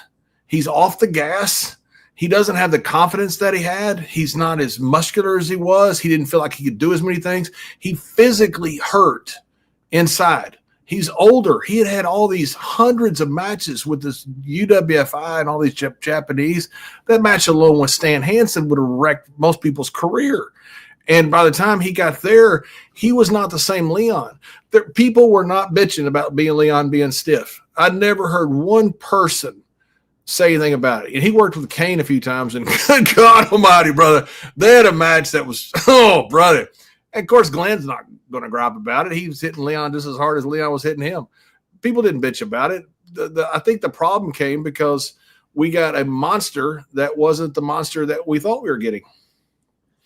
And I say that with all due respect because I have as much admiration for Leon as anybody in the history, as anybody does in this business. I was good friends with him. I know how good he was. I know, my opinion, he was the best big man of all time. In the Dark Side of the Ring episode, they discuss how Vader almost had two sides. And Tony Schiavone has even said that he and Bobby Heenan felt this way, that sometimes it's like a switch would flip inside of Vader. And he goes from being the really soft-spoken, delightful human being, Leon White. But when he flips the switch to go into Vader mode, it goes to another level. And that's where maybe some instances like the errant power bomb on Joe Thurman that really hurt him in a bad way. Maybe some of that is because of that. Do you think that Leon had that second gear that he could flip that switch? Did you see that? I know he did. Yes. We used to joke about it all the time. Leon was a guy, he would work with you a few times, and all of a sudden out of the blue, he would just start guzzling you. And I mean guzzling you. Guzzling. As like you got some old vet that's just going to eat you alive out there and beat you. And invariably you'd sit there like, what the hell? All of a sudden these punches in the corner just knocking your head off. And invariably you throw a punch back, right down the pipe and catch him with it. And it's almost like it snapped him out of it. And it wasn't. And again, people are going to mistake that for being a bully. It wasn't. He just went into this Vader face. And we used to joke about it. All of a sudden, you go bam, and you're like, hey, and all, it's like he snapped out of it. It was, Ron Simmons had that happen with him in Japan one time. Vader told me the story. It was when Nick Patrick was the referee, and he hit Butch so hard in the corner, he almost knocked Butch out. And Ron famously in the corner goes, tag me. And he tagged Ron. Vader told me the same story Ron's told me many times. Ron comes in, ducks right underneath him, picks Leon up 400-something pounds, and spine busters him on the mat so freaking hard that Nick Patrick told me Leon looked like he's on a skateboard going backwards, going, "Hey, Ron, it's a work. Leon told me the same thing. He's like, that Ron Simmons is something. But it just, Vader got that somehow. Something clicked on him. He went Vader time, and when he did, it came out of the blue, and all of a sudden he would just start guzzling you. And shit just got real. And, you all of a sudden it's what happened with Stan. That's exactly what happened with Stan. And famously after the match, when Stan knocked his eyeball out, yes. and, literally knocked his eyeball out. I've talked to Stan about this. I've talked to Leon about this. Leon had to push his eyeball back in his head. What happened was Stan hit him I think what happened was that Stan hit him with the cowbell by mistake at the beginning. Leon, these guys are working for opposing companies, and neither one can really sell. Neither one can afford to really sell. So this is going to be a stiff match anyway. And these are two of the biggest, toughest guys. Well, then Leon goes Vader time and starts guzzling Stan, and that's when Stan fired off on him and caught him with the elbow in the eye that literally knocked his eye out of his head. And Leon pushed it back in, took his mask off, and that big, tough son of a bitch finished the match. Pushed his eye back in his head and finished the fucking match. These were two grown men. So at the end of the match, Stan's in the dressing room going, I guess we're going to fight back here. But Stan had never been, even with Brody, Stan had never been through anything like that. Stan's told me that's exactly that. Vader comes in, rushing down the hall, grabs Stan and hugs him, goes, "Man, that was fantastic. What a match." Stan's like, "Oh my God, this guy's crazy." But that's Leon. It's Vader time. I'd never seen anything like it. And it happened. It could happen like that. And when it did, buddy, you're getting guzzled until something happens. Maybe it's time for you to be a little Vader time. Well, you can, thanks to Test X9. Did you know the average testosterone level in the United States men has dropped by 1% every year since 1999? That means today's man has significantly less testosterone than previous generations.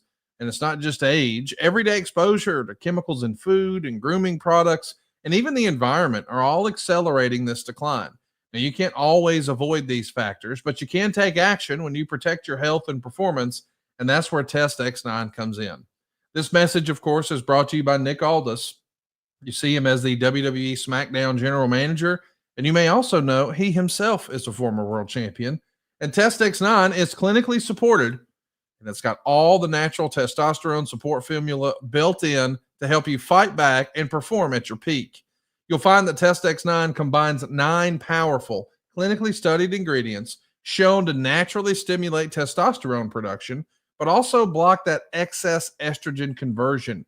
You'll find no fluff and no gimmicks, just real ingredients backed by science with independent studies for each one available directly on the product page so you can verify the results for yourself. But Test X9 goes beyond just testosterone. With magnesium activation technology, it's designed to help improve strength and energy and recovery and even sleep, giving you more power, sharper focus, and the resilience to take on whatever life throws your way. Nick Aldis knows what it takes to succeed, both physically and mentally at the highest level, and Test X9 was built with that same mindset.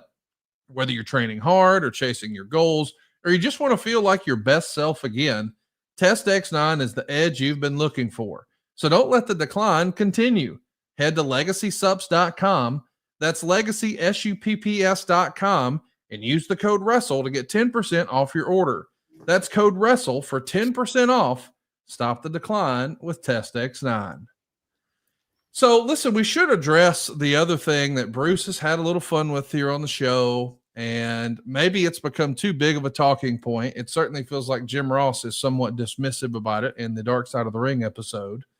That I guess Shawn Michaels and others would complain about the odor from Vader's gear. That maybe he wasn't fastidious enough about washing the gear more often or not. But I saw JR sort of dismiss it, but I wondered, hey, hygiene. I mean, I've heard of wrestlers who brush their teeth before they go to the ring. Yeah. Like they would take a shower before they go to the ring because they know, hey man, I'm going to have my head in a guy's armpit and he's going to have his in my armpit. I need to not stink But in this case, even if Vader didn't stink, if his gear did, man, it's just as bad. I wasn't there. You were. It feels like a silly talking point, but I know we can't get out of this episode without discussing it. So you have the floor, Mr. Layfield. I was working with Vader one time, and I was laying there in bed at night, not with Vader. I was by myself. I was wondering where we were going. Yeah, I wasn't with Leon in bed. By the way, one time I'm sitting there and talking to Leon in the hall of one of the Marriotts, and he literally went back in and put his tennis shoes on just because he had lifts in his shoes. Leon, I don't know if he had lifts that he didn't wear his shoes because Leon didn't like being however tall he was. He wanted to be taller. And by the way, we used to hide one of those lifts in Ricky Morton's bag. Oh. And me and Barry Wendell did. And Ricky told us when they said, that big son of a bitch is going to kill me. Would you please quit doing that? And Leon never sold it. But I'm laying there in bed one night, and I thought, what in the world in this room stinks? And I had a full beard at the time, and because I was trying to look older because I looked so young when I was younger, and that's one of the reasons I grew a beard. And I said, what stinks? I realized I'd wrestled Leon, and he had punched me so many times in the face with his gloves that my beard stunk. So I got up and washed it. It still stunk. I shaved the damn thing off at 3 o'clock in the morning. Oh, my God. Yeah. Oh, Leon, yeah. You know, some guys, just their gear just stinks. And Leon was one of those guys. You know, it just happened. You know, Leon didn't stink. His gear stunk. So let me get that right. You know, I rode with Leon in rental cars and, you know, airplanes and stuff. And Leon didn't stink. But his gear did. That match where he had to call himself a piece of shit. Remember that? Where February of '98. No way. Yeah, out. I think he wrestled Kane that night, right? Mm-hmm. So anyway, it was it's also one of those stiff matches because Glenn's got to wrestle Taker coming up. So Glenn can't go out there and sell. Leon has got to call himself a piece of shit after the match. So he's mad and he's gone Vader time. And so these guys just went out there and beat the shit out of each other. It was a monitor sellout. I mean, they beat the shit out of each other. And they come back and it's the same thing. Leon thought it was great. He walks right up to Glenn and hugs him. Well, the problem was Glenn had already gotten undressed. He's buck naked, walking to the shower, and then Leon, he just come out of the shower. And Leon comes up to him and hugs Glenn while he's naked in his stinky gear. Oh, God. And Glenn's just looking at us like, oh, my God, this is horrible. I've got a loving mastodon hugging me that it's just Glenn just went back to the shower. What a fucking crazy story. Hey, I do want to ask you, you know, the narrative is out there that what Sid wound up walking into or lucking into in late 96 was supposed to be Vader. And that does make logical sense. Of course, we saw the DQ finish at SummerSlam. Clearly, Shawn was upset with Vader. That's not rumor and innuendo. At one point on camera, loud enough for the camera to pick it up, he leans down and yells at Vader, "Move!" Clearly, there was a miscommunication about a spot. But Leon was deaf, by the way. I mean, Leon was deaf. Leon couldn't hear nothing. I couldn't hear nothing. I rode with him. You know, Leon was famous. You know, Leon told me, not famously, he said when he was married, he had turned his TV up so much, his wife had literally told him how much he could turn it up, you know, on his like the number level, because Leon would have it so high because he's deaf. You know, Leon couldn't hear nothing.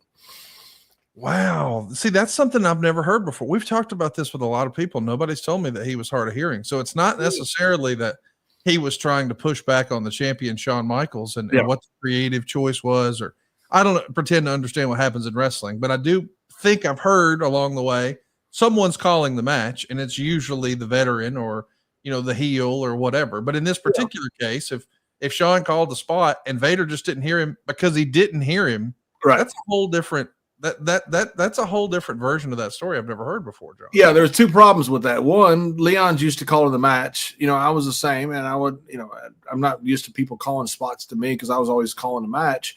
And heels were like that, especially back then. You know, you're not used to. But when you're working with a great baby face, they would call, a lot of times they call their own stuff. You know, so they wouldn't call the match, but they call their own stuff. So a lot of times when you're calling a match, it's kind of a consortium of, you know, the heel may be leading it, but the babyface is calling a lot of stuff too. It wasn't always 100%, but Leon used to call the matches, so he wasn't used to listening to other people. But plus, he was half deaf. That was the biggest issue. Man, So listen, as the story goes, that goes sideways at SummerSlam, and Vince calls an audible. So Sid winds up winning the world title in Madison Square Garden.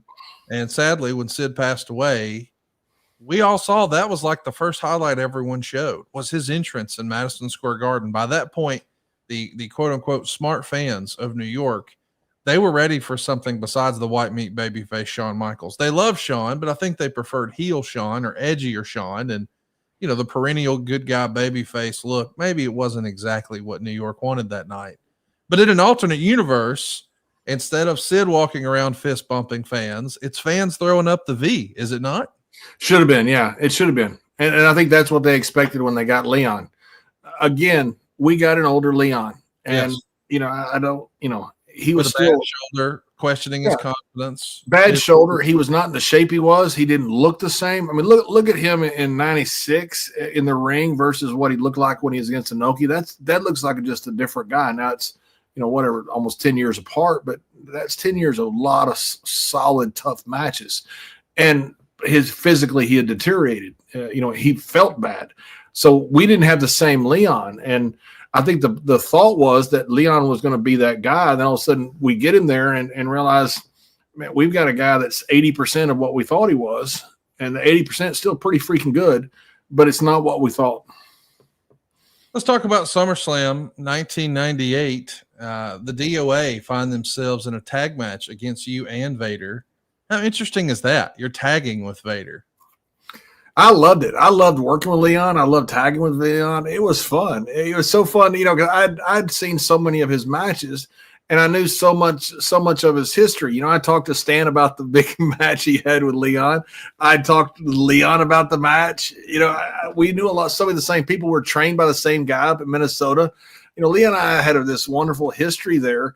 And so it was fun tagging with Leon. I was like a kid in a candy shop. I love the Harris boys, and Leon was an idol of mine. And so that was a lot of fun to me. Of course, we know that's going to set up where Val Venus is going to be wrestling Vader on TV, and you're going to interfere, cause the DQ, and now you're going to be standing across from Vader. We should mention later that same, I guess that was the end of August, but in early September, there's a report in the Observer that says that Vader has got himself in some better shape. He went from the high 370s down to 345 pounds. I guess the company was instituting a weigh-in policy for him. They wanted him to be around 325 or 330. They were thinking that maybe it would be easier on his knees and his back, and that might make him less injury prone. And they were even pushing The Undertaker to drop some weight in this time. He went from 330 to 315. And they wanted Mark Henry to go from like 385 to like 340. You've been a part of the WWE for a long time. Is this the first time that it became paramount to the company? Hey, we need these guys to drop some LBs. Yeah. The first time I'd heard about it, we went through, different phases, and I say different phases. You went through where you're drug testing, not drug testing. And all of a sudden now we're in this competition with WCW and we're getting our ass kicked. And, they want guys to look better is what it was. They wanted guys just to look better on television. And I'll tell you a funny story about Leon. This is how bad his diet was. You got to understand, old football players, and I'm one of them, don't know anything about diet. And so this is typical of an old football player. I'm sitting with Leon at the Cleveland Airport Marriott. We're on about our 30th beer each. And Leon had just ordered like a double cheese pizza. It's 2 or 3 o'clock in the morning, and the bar's staying open for us. And he looks at me, he goes, "Kid, you lost weight?" And I said, "Yeah, I've lost some." He goes, "I don't know why I can't." He's got this huge pizza sitting in front of him. Old football players, we didn't know about how to diet. We just got big. That's all we did. We got big, and you took whatever you could, protein or stuff from a pharmacy, whatever you took to get bigger. And you didn't worry about dieting. So this was the first time Leon had ever had to worry about that. It was the first time that I had ever had to worry about it. I remember I got to WWE and Briscoe pulled me aside one time and says, "Vince says you're fat, lose weight." That was his whole admonition from Vince. That was about this time also. So yeah, this is the first time I'd heard WWE. They told me the same thing, lose weight. It's interesting too, because Vader is training hard here and he's dieting really for the first time. But as a result, it's thrown his system out of whack and he's got elevated blood pressure. So they're going to actually take him off the road. And a doctor would say, This is from overtraining and over dieting and dropping so much weight so quickly. He has a potassium and electrolyte imbalance now. So even when he's doing the right thing and doing exactly what WWE wants, his body's like, whoa. And I think it came out in the Dark Side of the Ring that he had diabetes, and he was hiding that fact not only from WWE but from his own family. I mean, this is a weird space for Vader to be in. Hey, I'm doing everything I'm supposed to be doing. I'm doing what's asked of me, and it's working.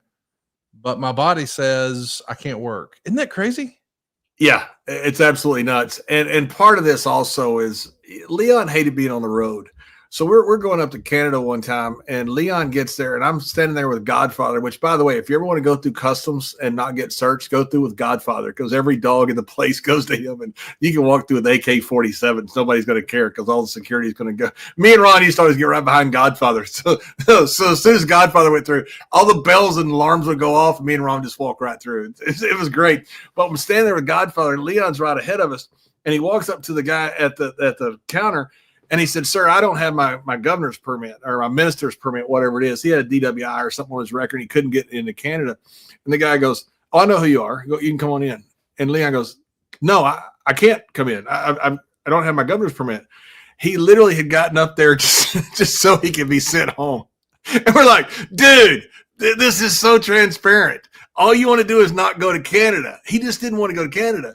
So they force him to go into Canada. And when he gets up there the first night, he acts like he pulls his hamstring against Owen, and he wants to go home. And of course, by then the rib's over, and they not only don't send him home, but have him work twice a night. So Leon just hated being on the road. When he got his head blown off by the pyro in Austin, that was just about trying to go home. Well, listen, you can't tease that story and not tell it. I know Bruce has told the story before, but I think you should tell it now. The pyro. Okay, so I was in the dressing room. I'm tagging with Terry Funk, and Colonel Parker's in the dressing room. And we're in Austin, Texas, the Frank Irwin Center, and the dressing rooms were down. And he had a dressing room that was small, had a little couch in it. It was me and Terry Funk, Colonel Parker, and Leon. Leon was over in the corner dressing. So Terry Funk, if you ever been around him, he can come up with the most cockamamie things, and they're entertaining as they can be. He and Colonel Parker have spent 2 or 3 hours saying that they are going to crawl underneath the stage when the pyro goes off and get their head blown off. And they're going to sue Vince for billions of dollars. Billion. Now, at this point, Vince doesn't have billions, but they're going to sue him for billions of dollars. They not only have decided how many billions they're going to get, they have figured out how they're going to spend it. So this has gone on for like 2 or 3 hours. I'm just like, this is driving me absolutely freaking nuts. They're having the time of their life, discussing what they're going to do by going underneath the stage, getting their head blown off, suing Vince for billions, and they're going to retire on some island somewhere and have boats and women and all kinds of crazy stuff. So I'm sitting there listening to this shit, and I'm like, you got to be kidding me. I'm in hell. So finally I said, Terry, I'm going to go check, see what match we are, because we're tagging that night. I walked down there, and Leon had left right before that. Now, he had been listening to all this for 2 or 3 hours, and there's Leon laying on the ground. And I said, oh, my God, what? I thought he'd fallen off the stage. Right. Said, what happened to Vader? And they go, you won't believe it. He was under the ring when the pyro went off. I started laughing. I said, that fat son of a bitch is underneath the ring and the pyro went off. They go, John, it's not funny. He's hurt. I go, there's nothing wrong with him. So I went and got Terry. So I said, Terry, come out here. Leon just did your gimmick. And he said, did what gimmick? I said, he got his head blown off by the pyro. He wants to sue Vince for billions of dollars and retire on your island with all the women. And he goes, you're kidding me. I go, no. He's on the floor right now. Come check. So me and Terry go running back down the hall. So when we get there, we all start laughing. They're going, guys, this is not funny. Leon's hurt. There's nothing wrong with him. He wants to sue the company for billions of dollars and get an island and have women. Well, Leon just wanted to go home. We had like 10 more days on the road. So finally, they figure out that there's probably nothing wrong with Leon. And so the next day, in the dressing room, everybody's heard the story by now, because me and Terry have told everybody this is the greatest thing we ever did. Leon just wanted to go home. He just wanted to go back to Colorado. He wanted to blow his head off and go back to Colorado, not the desert island and billions of dollars. And so the next day we're in the dressing room, and Leon walks in, and everybody starts laughing. And Leon, no matter, he's a proud guy. He can't stand it. And he just like sits there, and he starts getting hot. And he goes, now listen, guys, this is not bullshit. I was under the ring when the pyro went off. He said, my heart stopped. When my heart stopped, I had to restart my heart. And Ron Simmons is sitting there and goes, now let me get this right. You were dead. And when he said that, Leon goes, fuck you guys. It started out. It was the greatest line ever. You were dead. Ladies and gentlemen, I love Bruce Pritchard. I want him to come back to Something to Wrestle as soon as possible. But that is the best version of the Vader Pyro story we've ever heard. That's exactly what happened. I was there for the entire story. Me, Terry Funk, Colonel Parker. You were dead. You were dead. And Leon goes, fuck you guys. Everybody starts laughing. And then Leon was like on the road to like the next 10 days. And just as a rib, they put him in like run-ins and all kinds of shit just to mess with him because they know he wanted to go home. Well, you actually got to work with Vader in a singles match on pay-per-view. It was in your house breakdown. You guys were the fourth match on the card. And the Torch had this to say. Vader was at one time one of the best big man workers in the world, but the WWF has spent the last few years killing off his mystique. Too bad, because a win over Vader should elevate Bradshaw, but it will probably have a little impact. Good to see Bradshaw show more fire and add a new finisher. Jim Ross stressed that Bradshaw is younger and in much better condition than Vader. So you did have a singles pay-per-view match against him. And in your house breakdown, it got a star and a quarter in the Torch. I know that you love that. But you know, this is a cool thing to know that you had a pay-per-view match with your friend. When you were in there with him, what was your experience like? How would you compare working him with any other opponent? Is there another comparison that you had in the ring? Nope. And I'll tell you why. Leon knew he was on his way out. And like I say, we were good friends. He thought a lot of me and I think the world of him. And he went to the office and requested that he worked with me. That was his request, that he wanted to work with me, put me over, and let me kick out of his finish. That was all Leon doing the right thing for me. That was one of the coolest things ever done to me in my life. I could live to be 1,000,000 years old, and that's something that I will hold dear in my heart for that big man. I love that big man for that. He told me right before the match, he said, John, he said, today, he said, you're going to kick out of my finish, and you're going to beat me right in the middle of the ring.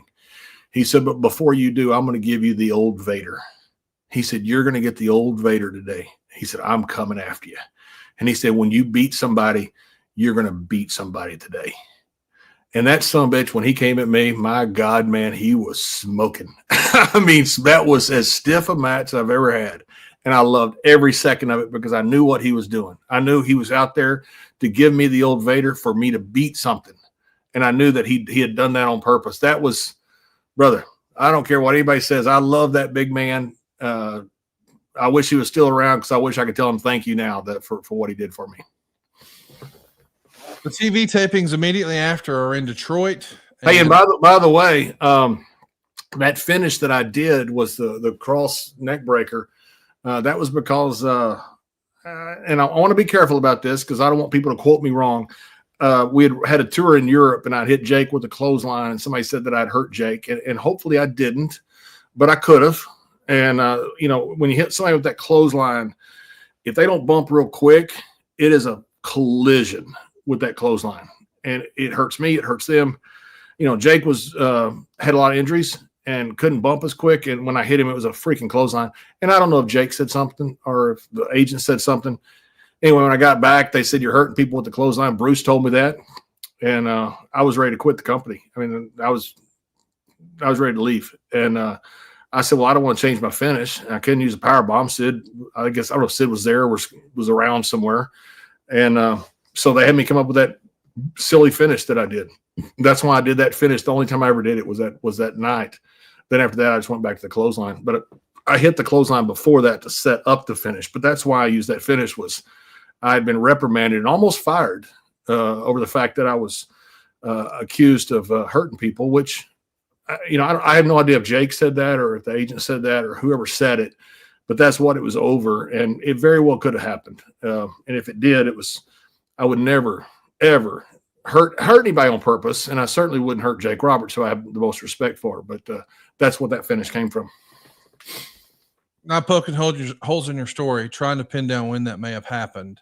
CageMatch.net lists that you had a series of matches in Germany where you beat Jake Roberts, but that was in like April and May of April of '96. Does that sound Then right? maybe it was before. Maybe it was before. I thought I'd worked with Jake before that. I don't think Jake was there in '98. I think he'd already been adiosed, which is why I was asking. But if you recall, I thought I worked with Jake in the match with when Scott Hall was on and Kevin were on their last tour of Europe. That's what this is. That's April of '96. That's right. You've nailed that. But I'm saying the match we're talking about with Vader, where you're trying the cross neck breaker deal, that was in September of '98.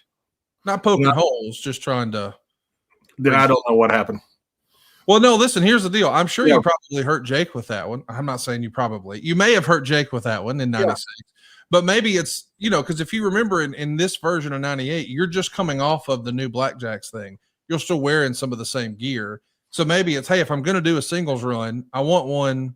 That may have been it. It was a new singles run. I just remember it came off. I remember it came off. And again, I have all the respect in the world for Jake. I don't, if I hurt Jake, I certainly didn't mean to. And I don't know if Jake's one that's said it or not. If he did, I don't blame him. He didn't want to work with a young kid that's dangerous.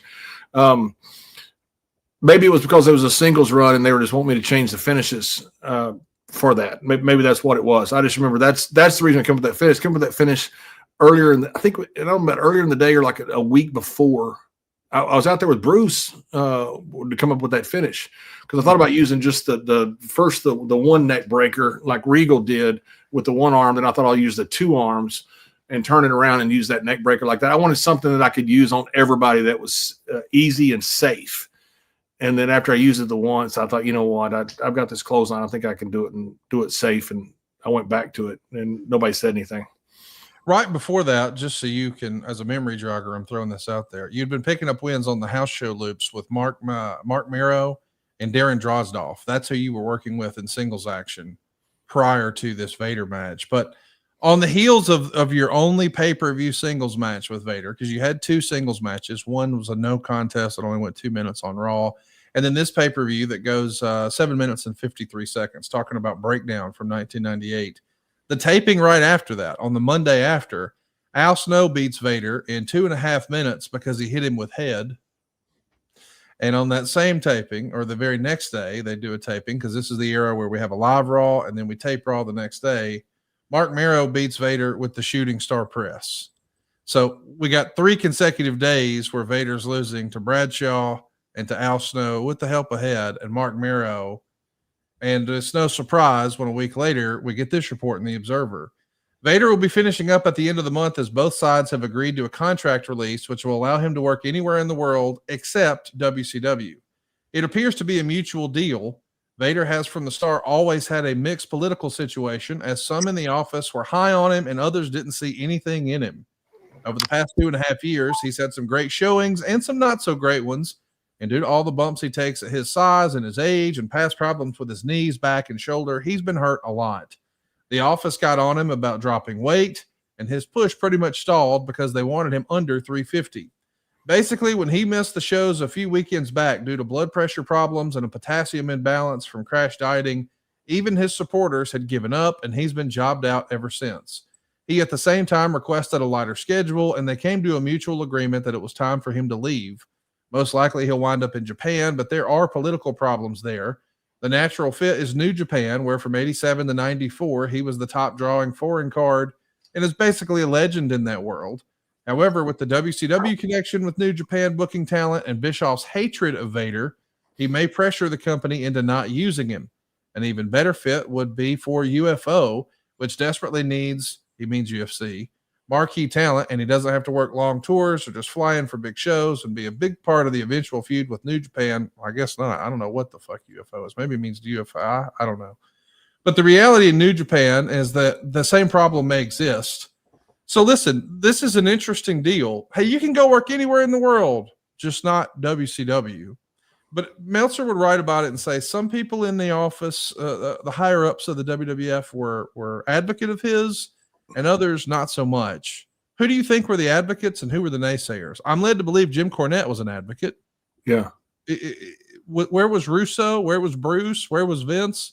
What did Pat think? Do you know any of that detail?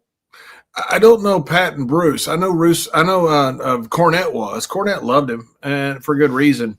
I think Bruce and Pat, I think, felt the same that most people thought. Was that we got a guy that wasn't the same that he was 5 or 6 years ago, and I think that was the problem. It's like, what are we going to be able to do with him? And then all of a sudden you just decide just to beat him by everybody. You give him a decent pay-per-view, but then you just beat him. He also worked with Edge one of his last matches too, didn't he? I don't know about that. Let me look on that. I thought he'd worked with Edge one of his last matches because I pulled a rib on Edge, but I didn't do it. I told him I did, but I didn't, because Edge asked me, "What do I say to him?" And I said, "Just tell him you respect him and you're proud to work with him." And so then I told Edge that I told Leon that he didn't pull that. I respect you, did he? But I told Edge that, but I didn't actually do it. I just wanted to worry about it. But Leon was, really stiff with Edge, and when he came back, Leon hugged him. Leon. It was kind of a rite of passage. It was kind of cool. Leon came back and hugged him. I was there when he came back, and he said, "Man, I had to make you earn that, kid." And Edge did a great job. I just remember that match was one of Leon's last with Edge, and it was really good. And Leon, he told him, he goes, "I had to make you earn that one." And Edge did a great job, and you could tell Leon had a lot of respect for him when he walked out. Man, you're exactly right. You nailed it. Here's the recap. You beat him at In Your House Breakdown, and the very next night, Al Snow beats him with Head, and the next night he does double duty. Edge beats him for Sunday Night Heat, and then Miro beats him for Monday Night Raw, and that's going to be really his last television appearance. Is losing to So his last 4 TV appearances are losing to you, losing to Al Snow, losing to Edge, and losing to Mark Miro. He goes on a house show loop, putting over The Rock everywhere. And his final matches are 3-way dances with The Rock and Ken Shamrock. And then his actual last match is Madison Square Garden. It's October 25th, 1998. Ken Shamrock, who's the Intercontinental title, gets a win over Mankind and Vader. And considering the wars that Mick Foley had with Vader in WCW, I like that, to think that those guys get to work together one last time in Madison Square Garden, no less. Because I kind of think about Vader from a 1998 perspective as, hey, what if in an alternate universe, if we're going to crown Stone Cold Steve Austin as being the new world champion in March of 1998, as we're looking down the line of potential opponents for him, I think most people look at SummerSlam and say, hey, The Undertaker's a big star, but Undertaker and Austin just didn't have the best chemistry in that match. And just at the time, they were both kind of baby faces too. So it's babyface versus babyface. But having a bully Vader, who we had just seen beat up Ken Shamrock a year prior, it wasn't that stretch to think that Vader could have been the perfect opponent. And I know he missed his shot against Shawn Michaels in Madison Square Garden at Survivor Series 96. But SummerSlam 98, Stone Cold Steve Austin overcoming this unstoppable mastodon, the beast of Vader, I could see that. It makes sense, but it didn't happen. Yeah, I think could have been fantastic. You know, he worked with Undertaker at Royal Rumble, was it, that he worked with Undertaker? Yes. There were so many things. And same thing with Taker. You know, you got a guy that can make a babyface sell and work from underneath. Same with Steve. You know, Steve's a big guy. You need a big guy like Leon. Man, the matches they could have had, the way Steve bumped, those would have been phenomenal. And I told you the story of the Royal Rumble was when Vader wanted to do the moonsault and Taker catch him and tombstone him, which I helped with a little bit. Taker's told the story a few times on his podcast. I helped with that just a little bit. Tell the story. I think this happened. You heard this story in a car ride in Florida. Is that right? Yeah, and I heard it. It was just me and Leon. Okay. So, you know, Leon was lovey-dovey. When Leon would drink and take like a few pills or something, he got lovey-dovey. And, you know, he'd be all over you. He's a touchy-feely guy, you know. And so I'm driving down the road, you know, and Leon's had a few beers, had a few pills. And he's like all over you, like lovey-dovey. You know, I go, Leon, quit quit touching me, okay? This is like getting uncomfortable. I'm not comfortable with you touching me going down the road like this. And he's just like, oh, kid. So finally, he says, I got to work with Taker at Royal Rumble. I think it was Rumble. And I said, yeah. He goes, I think I'm going to have to put him over. I started laughing. I said, you think? He goes, I have an idea. And I understand he's imbibed a lot at this point. And so I said, what's that? He said, do you think I can do a moonsault and Taker catch me and give me the tombstone in midair? And I said, oh my God, that's the greatest spot I've ever heard. I said, of course he could. I said, Taker's a big, strong son of a bitch. I said, he'll catch you easily. Just give you the spike. I said, Leon, that's going to be the greatest spot ever. I said, Vince is going to love it. Taker's going to love it. I said, oh my God, that'll be the spot of the century. I said, listen, keep this under your hat. Do not tell him. Just call it on the fly. He'll be so impressed that he's going to go nuts over this. This is awesome. I mean, here's a 450-pound man flipping off the top turnbuckle. He'd have squashed him like a beer can. There's absolutely no possible human way that Taker could have done anything except blow out his back, his knees, and everything else when that big man lands on him. So Leon, for some reason, has come up with this, and I've got him convinced to keep it under his hat and just call it in the ring. Something, this is the greatest rib ever. This is the greatest rib ever. So we're sitting in the dressing room the next day, and Leon can't stand the fact that he's got this spot that he has, and he wants to tell Taker about it so bad. He wants Taker's approval. Everybody wanted Taker's approval, for good reason. And so Leon's sitting over there, and I go, oh, no, he's telling him the spot.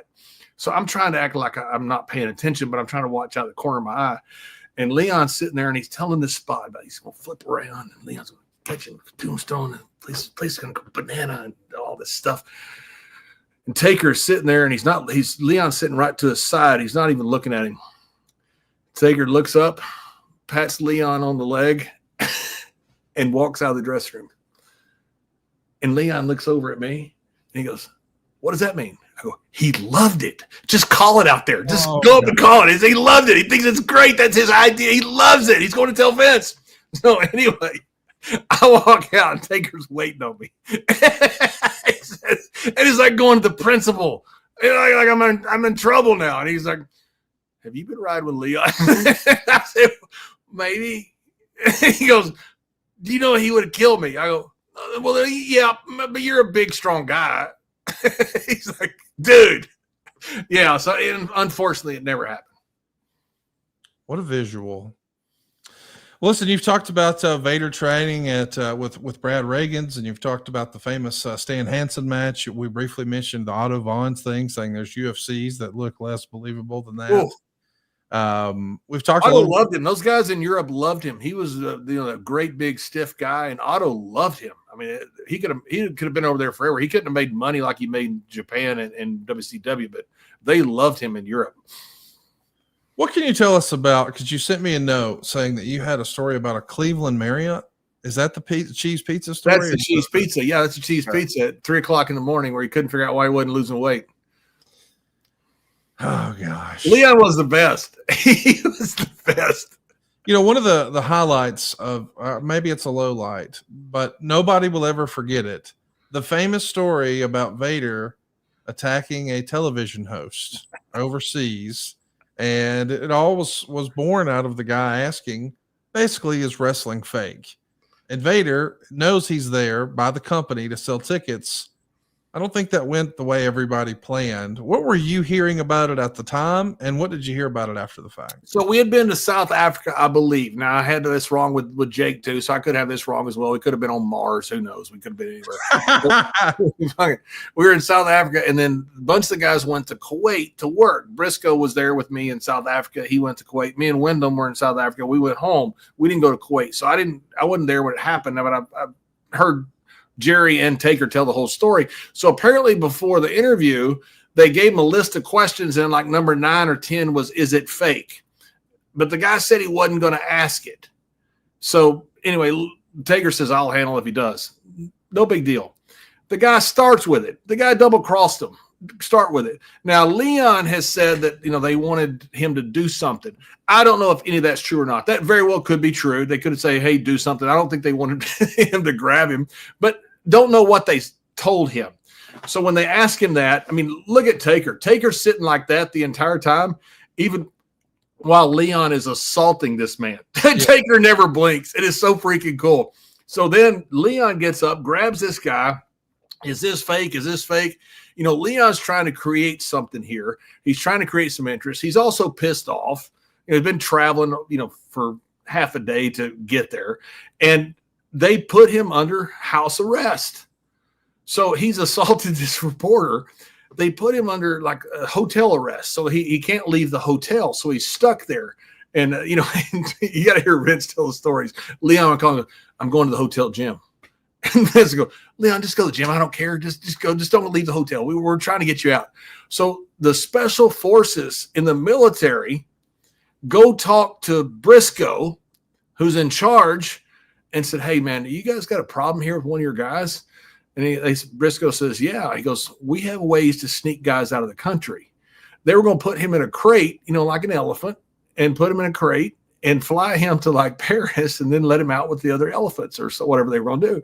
They literally were going to put him in a crate and fly him out of the country and sneak him out. The special forces were. That's what they offered. And so Briscoe calls Vince, and Vince is going to let Briscoe do what he thinks best because Vince is not on the ground. He goes, are you going to do this? And Jerry goes, no, I'm not going to do it. Vince goes, thank God. So they offered to sneak Leon out of there, but Leon ends up stuck there for a while. They left him, it wasn't like they left him in the middle of nowhere. They had lawyers and all kinds of stuff taking care of him. It was, but it wasn't as bad as people say as far as them leaving him. They did leave him, but what are you going to do? Have the whole crew stay with him? Right. So anyway, they finally end up getting some sheik or something to talk the guy down off the ledge, the reporter or whatever it was. And they got Leon out of it, but they had the special forces offered to do Operation Sneak Vader out of the country. My gosh, what a crazy story he had. I hate that he didn't have a better run in the WWF.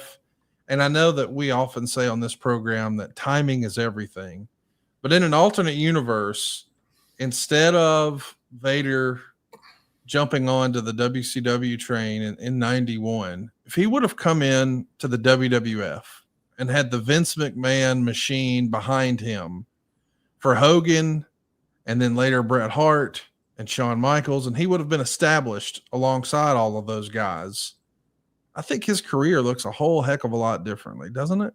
I think so. He had a great career, but I think if he goes to WWE during that time, and you try Warrior after Hogan and it ends up not working, you put a big heel in there, that works. I think everything changes. The matches he could have had with Bret Hart, those would have been legendary. Yes. How good those would have been. Those guys could have had a 4 or 5 year run together. That would have been amazing. And then Shawn, when he came on the scene with that Vader, that would have, those matches, the way Shawn flew around, the way Shawn could work with Sid. Vader was a lot better than Sid. And, Sid was a great presence. Don't get me wrong. Sid was fantastic. Sid was fantastic, but Leon could just work. He and Shawn could have had incredible matches. He and Razor, he and Diesel, Taker, those guys could have done some incredible business. I think he'd have gone down even bigger. I think everybody would unanimously say he's the greatest big man of all time if he'd have gone to WWE instead of WCW. He's one of the great what ifs in pro wrestling. We're talking about Big Van Vader. We are live here, so we're going to try to get some of your questions. If you've got some questions, this is your last call for JBL here. Instagram, a wrestling historian, says, was Vader stiff with you, and do you think you like working stiff?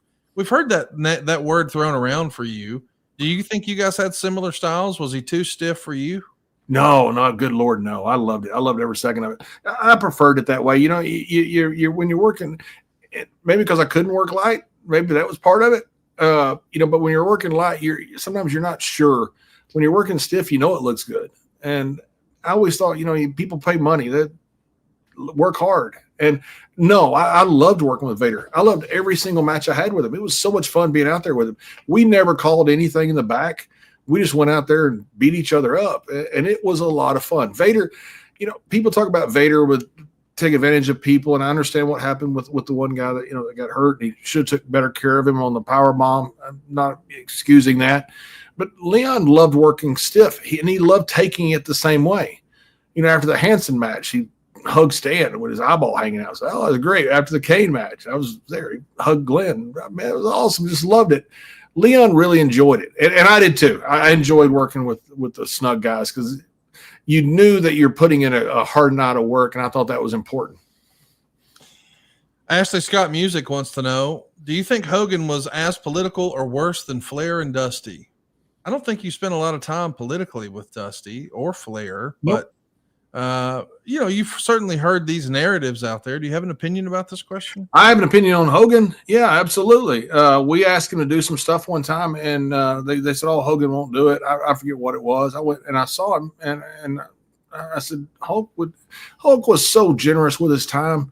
He was so nice to work with. I remember one time I brought my kids from Bermuda, and I worked, an at-risk, program with kids, a bunch of kids who had never been off the island, and we brought them over for a rugby event, and I took them to where Hogan was taping a TV show. Hogan had a bad back, and he was the only star that got up, and he limped over and took pictures with every single one of those kids. I mean, they meant the world to those kids. They'll talk about that for the rest of their life.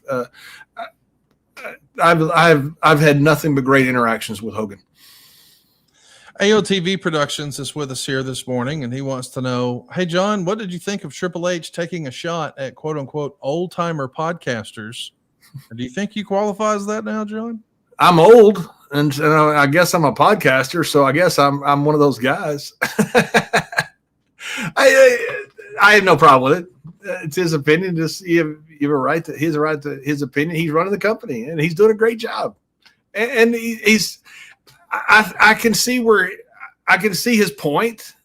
My point about like kayfabing now, and I'm not as big. I don't think that everybody has to kayfabe, but I think you need a couple stars that there's a blurred line of people that they wonder about. There's a mystique about.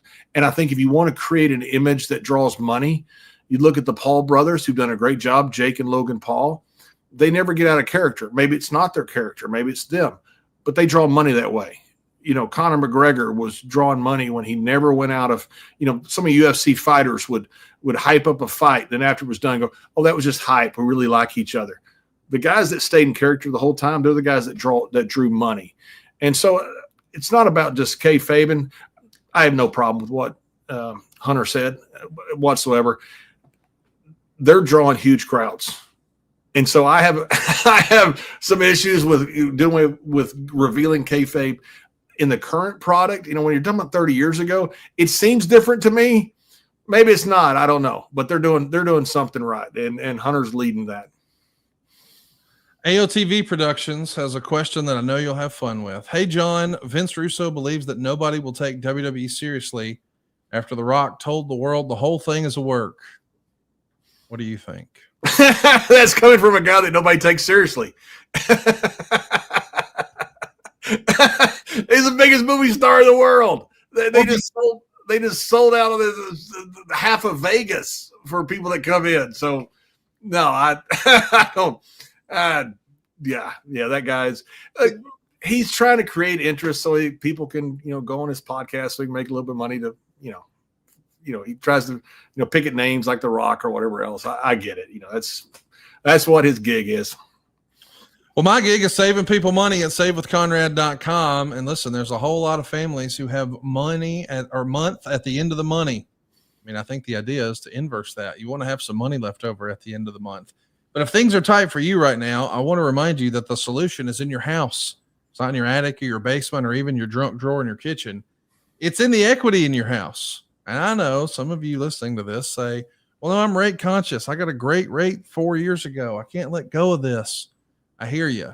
But if you're maxed out on your credit cards at 28%, you can do better than that.